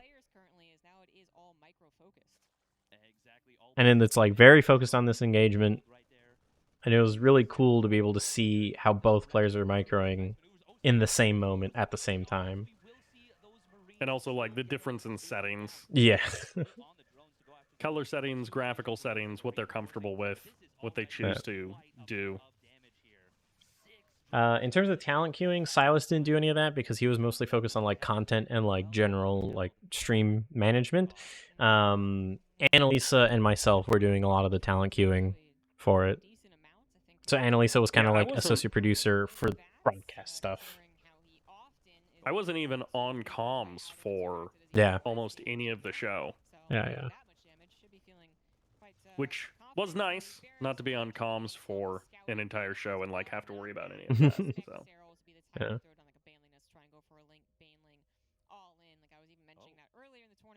Yeah, Annalisa was the one like updating the run of show, making sure talent was queued, making sure talent was in the right places at the right time. Oh, this was a cool thing we did. I guess I did because it was literally just a me thing. All right, so we are going to be going into something pretty neat. Players obviously need to. So this is just so this map ended, and then because it counts as post game 4, they wanted a little break. So what the? Oh god, not that shitty. So the LED wall behind the talent, I just live updated because Cosmic Sapphire is what they just played, and then the map that they're going into, I just like pushed through to Waterfall, because we had the LED wall there. So might as well use it. I wish we could have I wish we could have gotten the spacing between the camera, the commentators, and the wall a little bit better so that you didn't get like the subpixel breakup. But it worked well. And when you are converting a like lounge cafeteria area of the office into commentators, analyst desk, crew staging, and also sharing it with the chefs. You have to make amends, adjustments for everyone. Yeah. So. All right, and then since we had a pre-scheduled break, we did the analysis segment here rather than after grand finals, so that way we could just do the winning moment like nice and fast and be super quick about it. Right, because we're not stalling for time after grand finals to set up for the next show. We're not covering for anything. We just want to get out of there. So yeah. Do the analyst break here instead of Yeah, the LED feed behind the talent or behind the commentators, that was actually just a laptop that was plugged in up there into the LED processor running OBS, and then I controlled it via BitFocus Companion down by my switcher.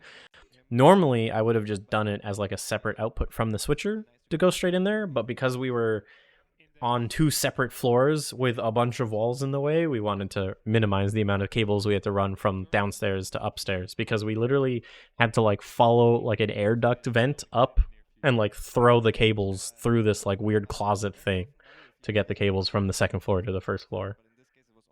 So behind the 2 analysts here, Yeah. behind that background is a trophy case. That trophy case is also looking down upon where Dalk and Mort and everyone else on like the actual broadcast crew is. They're down below and behind Arstum and Lambo there. Yeah. I wonder if I have a picture of it. So indeed we saw him open up with what was it, a marine drop, couple of heli. Which having that extra space was definitely a huge benefit. Yeah.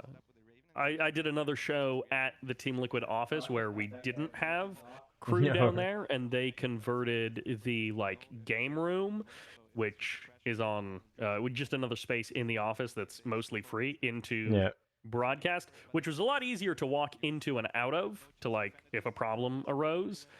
But it also meant that there was no chill space for viewers. So you've got sponsors, you've got people from Liquid, you've got people from sponsorship companies, you've got +1s, friends and families, significant others who are also hanging out. You have a crew. This includes like the photographer or FUD making balloons. You have lots of people, and having a room that there is essentially no gear, no production, that has some TVs where people can watch, that have some comfortable seats, makes the experience a lot better for them, even though they're not part of the show. Well, not necessarily.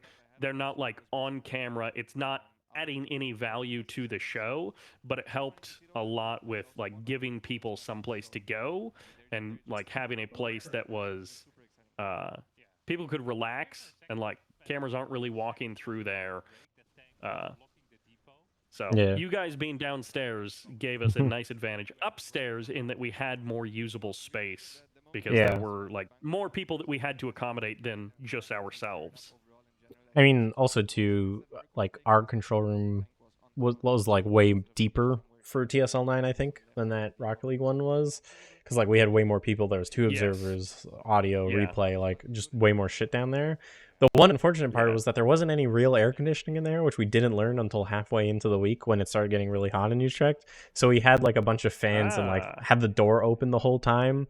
And it was funny. There was someone that was like local to Utrecht or whatever from the Netherlands that like came around, because you can Google where the Liquid office is, and then like just started watching me work for like an hour while I was doing a series, and I didn't realize he was there until I looked over. He just kind of like waved hello and walked away, and I was like, oh, well. But he was wearing like a Team Liquid StarCraft shirt, so I was like, oh, interesting. Yeah, that guy knows. He knows what's up.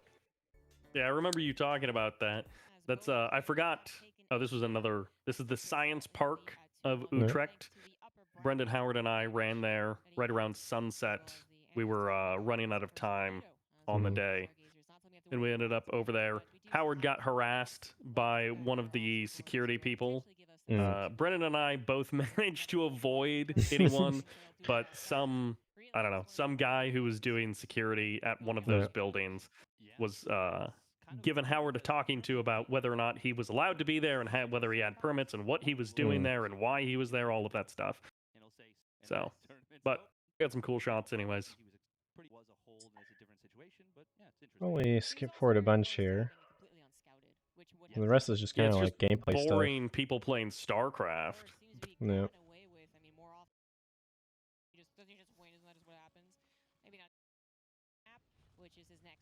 There was a lot more like storytelling, because like Sarah and Maru really hadn't fought each other in like a grand finals of a tournament, but both were considered the best of all time at StarCraft 2 or whatever. So there was a lot of like narrative shit there, but that was all kind of done the day before, because Maru was in the losers bracket, and then also done like from the commentators in advance here, and also at the beginning of game 1 when I flew in the stats and shit. But like, you know, that's it was a significant meeting for Yes. them in terms of like StarCraft 2 lore, but it was not necessarily the best showing No. for them for a big showdown of the two goats of StarCraft 2. Yeah. Honestly, we didn't do that much differently for grand finals. Because we didn't have that much space, we didn't have that much crew. Like it was a lot of the same. There was no crowd, right? So there's no like hype up the crowd or anything. Cyril is going to like lift the trophy, and then it's Oh, like, yeah. oh, there's no like trophy for me to walk off onto, and Howard's coming into the booth. Yeah. I mean, I know there's gonna be a lot of complaints of being like, wow, these guys. He's switching over to Twitter, you know, checking all the congratulations. Yeah. I don't know. He's doing something. Yeah, this is one of those things where you wish you could script it. Like, we could have had a couple of more games in there, you know. We didn't Yeah. have to win so fast, Cyril. We did do a winner's interview. That's part of the winner ceremony because like the players didn't want to like sometimes check the replay or they like have to pack up their peripherals. We like give them a little bit here. And then we kind of sit on the commentators to let them talk about it while we prep that stuff. This is like, yeah, like minute and a half. Buying time, vamping. Ravi puts his mustache back on. Yeah. So yeah, that was a minute and a half long just to get the winner's interview ready. And this is directly outside the fishbowl too, so it doesn't like take very long. It's just a matter of making sure that they're ready to go. Yep. There's the horse that the Yeah, we tournament do the admin vetoes sits on. on. Yeah, the veto horse. This was one of those things that I wish we could have rehearsed this more, but Yeah. also you kind of can't, because the winner's ceremony, you know, what are you going to do? You rehearse it with like 4 different people so that Yeah. whoever wins, we've walked through it with them. But also because it is supposed to be the big culmination moment, it's the final moment of the tournament and it's celebrating the champion. You really want to rehearse it more to be able to nail it and like work out all of the kicks, but it's also the one thing that you can't prep for. Yeah. It's like, you don't know, is it going to be like, there's the trophy, there's Olivia, hands it off. It's like very simple. Did Fudden do the trophy as well? Yes. I assume. Yes. Yeah. Yeah. So again, going along with the theme of like candy carnival and like very silly, we've got this balloon trophy. And then we brought in the cake. Yeah. This was a TSL specific thing where like, yeah, they had some like really fancy cake done up. It's super tall. And then way too tall. Yeah. Like it did not get finished. But like, you know, tons of candy cupcakes and shit all over. And then brought this in and then we had them cut the cake. Yeah, and and this then is where eat it. Roddy is like trying to hand it to him, and Cyril is trying to grab this gigantic knife. Yeah. And is like, we need to rehearse this, but like, how can You you can't. even rehearse Yeah. this? We only have one cake. And then it's like, what do we do here? Is Cyril gonna say something funny? It is extremely awkward to cut a cake this tall. Yeah. And it's just a lot of moving pieces, and it's a moment that you can't. Yeah. And I think you can't prep for. we also had to keep this in like the fridge or the freezer or whatever, and like you could see the water dripping off the knife with like the hot water from the knife, but like the cake was just really hard to cut, and you can't rehearse that, so you're just kind of stuck here being like, oh fuck, what do you do?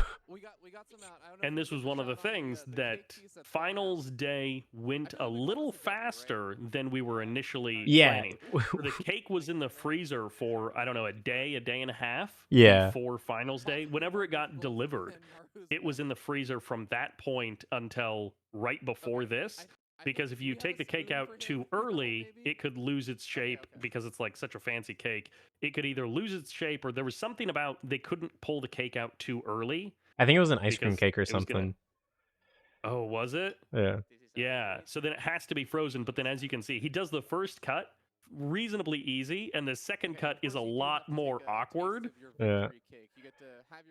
But like, how do you know when to pull out a cake on finals on Championship Sunday? Do you pull it out at the start of the series? What if it's what if it goes on for 3 hours? Yeah. And then So it's luckily, like, this is what we want to rehearse, but we can't. yeah, and also we didn't like have a stage manager to help out here, so we just kind of had to like keep telling Ravi and his IFB like, "There's a fork on the second level of the tray thing," you know, like shit like that. Yeah. And And then it's like, now eat this cake on camera. yeah, which like funnily enough, Cyril is considered the GOAT, the greatest of all time, but he kind of like eats the cake like a goat would, which was a funny moment. And he even like, you can tell he's a little like, I don't want to do this, but it's not his decision. Yeah, like, hey, It's pretty tasty. we're paying you money. Eat the cake and Yeah. enjoy it. It's pretty tasty. He would recommend it. Fantastic. Everybody come and eat this cake. Yeah. Yeah. Again for being crowned the champion. But also, you know, how do you get a cake out there? It's like, Yeah. you need it, you want it on something, but like, Wardy and Roddy, I don't know if it was their idea, but somebody roped them into being the ones to push it in, which is like, it's very good. But I'm pretty sure you Ravi want and I cake both on were wheels. like, we need to get people to push it in. Let's get them to do it. Yeah. And it's like, it's very nice to have it on wheels, but then once it's on wheels, it's awkward to use a knife with something Yeah. on wheels. But yeah, and then just short, simple, cuts the cake, eats it, and then Ravi throws it out. We go to our end of day reel and got some credits after this. But that was pretty much TSL9. It was nice since we had so much setup time. We didn't really have that much in like the way of huge issues. The one huge issue we did run into is that the main observer PC we had started shitting itself on the first series of this day. It was fine for 2 days, and then day 3, finals day, we're like big chillin', showing up a little hungover. Yeah, for some reason the main observer PC just like the frame rate tanked, so we had to swap that out on this day, but like you would have never really noticed as part of the show. Yeah, I didn't But remember that was kind of like the big issue. Other than that, it was like pretty smooth sailing for the most part, which like we had a lot of time. The show days were quite short. We had time every morning to check stuff. So it was pretty easy. And then credits roll, which again, from my perspective, this makes a lot of sense. And like, why would we not have a credit roll? But apparently this is not necessarily a standard thing to do. Not in for sports. events. Yeah. Yeah. I think esports kind of hits a middle ground because there's so many like community members where like you want to give them credit. Because even like tagging observers, you don't like tag your camera ops in a hockey game or a football game, right? So right, it's just a difference, and I'm more for it in esports. I think it's cool. I think it's nice. But then we've got all of our crew, and this was one of those things that there was some contention from different companies as far as like who's credited for what. So this is one of those things that we had our ideas about credits, and then we had to account for some other people's ideas about credits as well. Yeah. But it is nice to have like an actual credits roll where we can thank a lot of these additional people.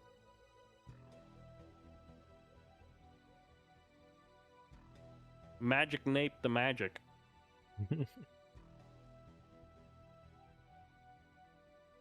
And we cover everyone right at the end there. And the StarCraft 2 community. That's everyone else. We didn't forget anybody, we swear. Yeah, they're all covered by that. By that one call out. There's a lot more corporate involvement on this one, so that's why people are a lot more picky. And yeah, sports, like the commentators give a little shout out or whatever, but yeah, actual credits roll is nice because then you can like point out every single person. And like, you know, you don't want to just hard end the broadcast 1 second after Cyril eats the cake. You want to have something to roll out on, and it's either going to be this, which is just thanks for watching, congratulations Cyril, which is like a very typical like see you tomorrow kind of thing, or you do a credits roll. So yep. And we actually ended with Brood War music, which was based. So that was nice. But yeah, that's TSL9.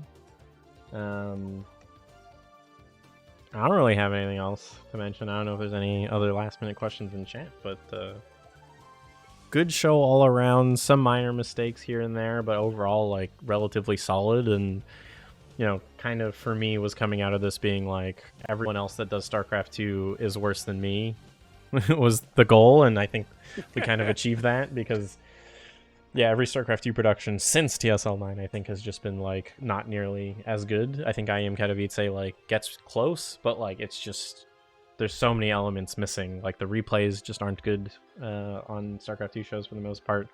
And ESL and DreamHack just suck is the kind of the gist of it.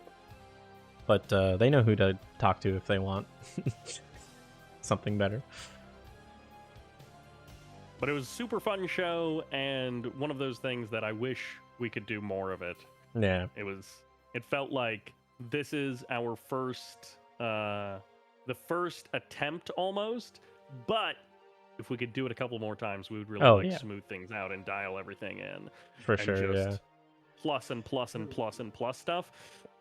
But unfortunately, that's not how things go. Maybe in a different strategy, space-themed, real-time strategy game of the future, but maybe not in StarCraft 2. Yeah.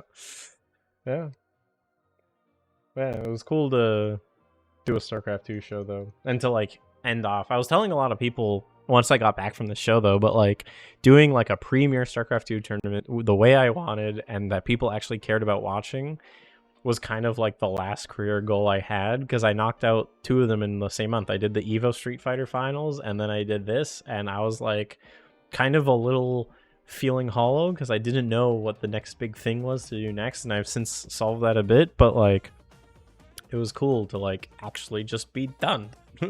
I felt like it was a good thing to end my StarCraft 2 history and career with. And like from my perspective, I'd given up on StarCraft 2 back in 2015. I had a decision to make where it was like, all right, I'm leaving college. I can either like keep trying to cast strategy games, keep trying to do like commentary, or I can go like into film and TV and focus on other things and like where do I want to go? And it was like one of those moments where I was like, I'm really sad to be walking away from StarCraft 2 and to have to make this choice of going a different direction, because when you love something, you don't want to just walk away from it.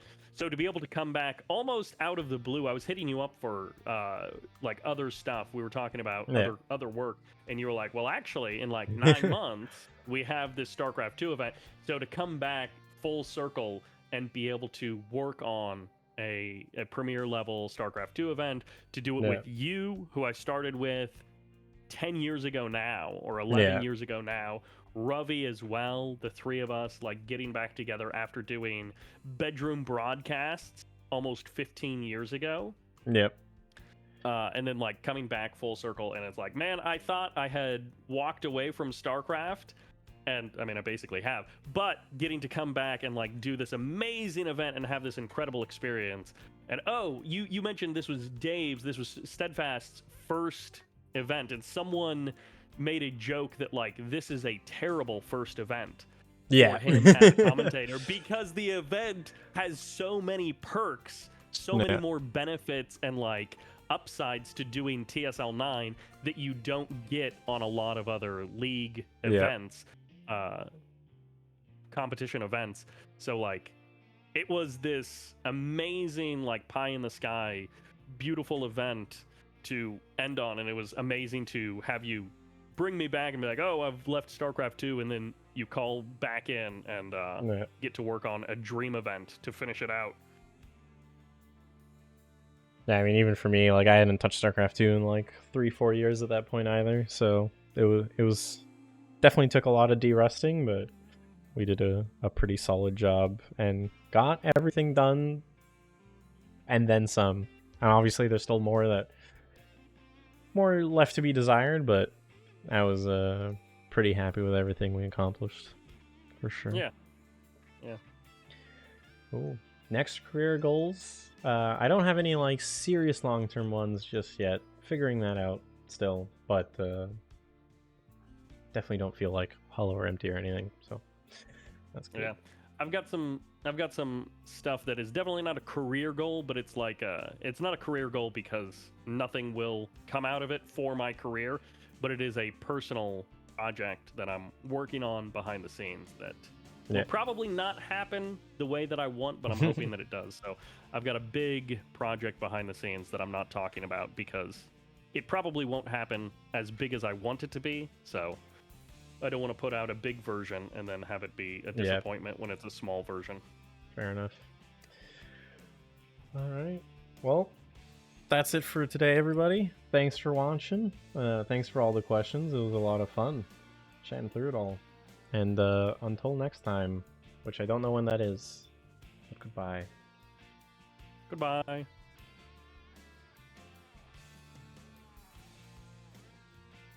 Okay.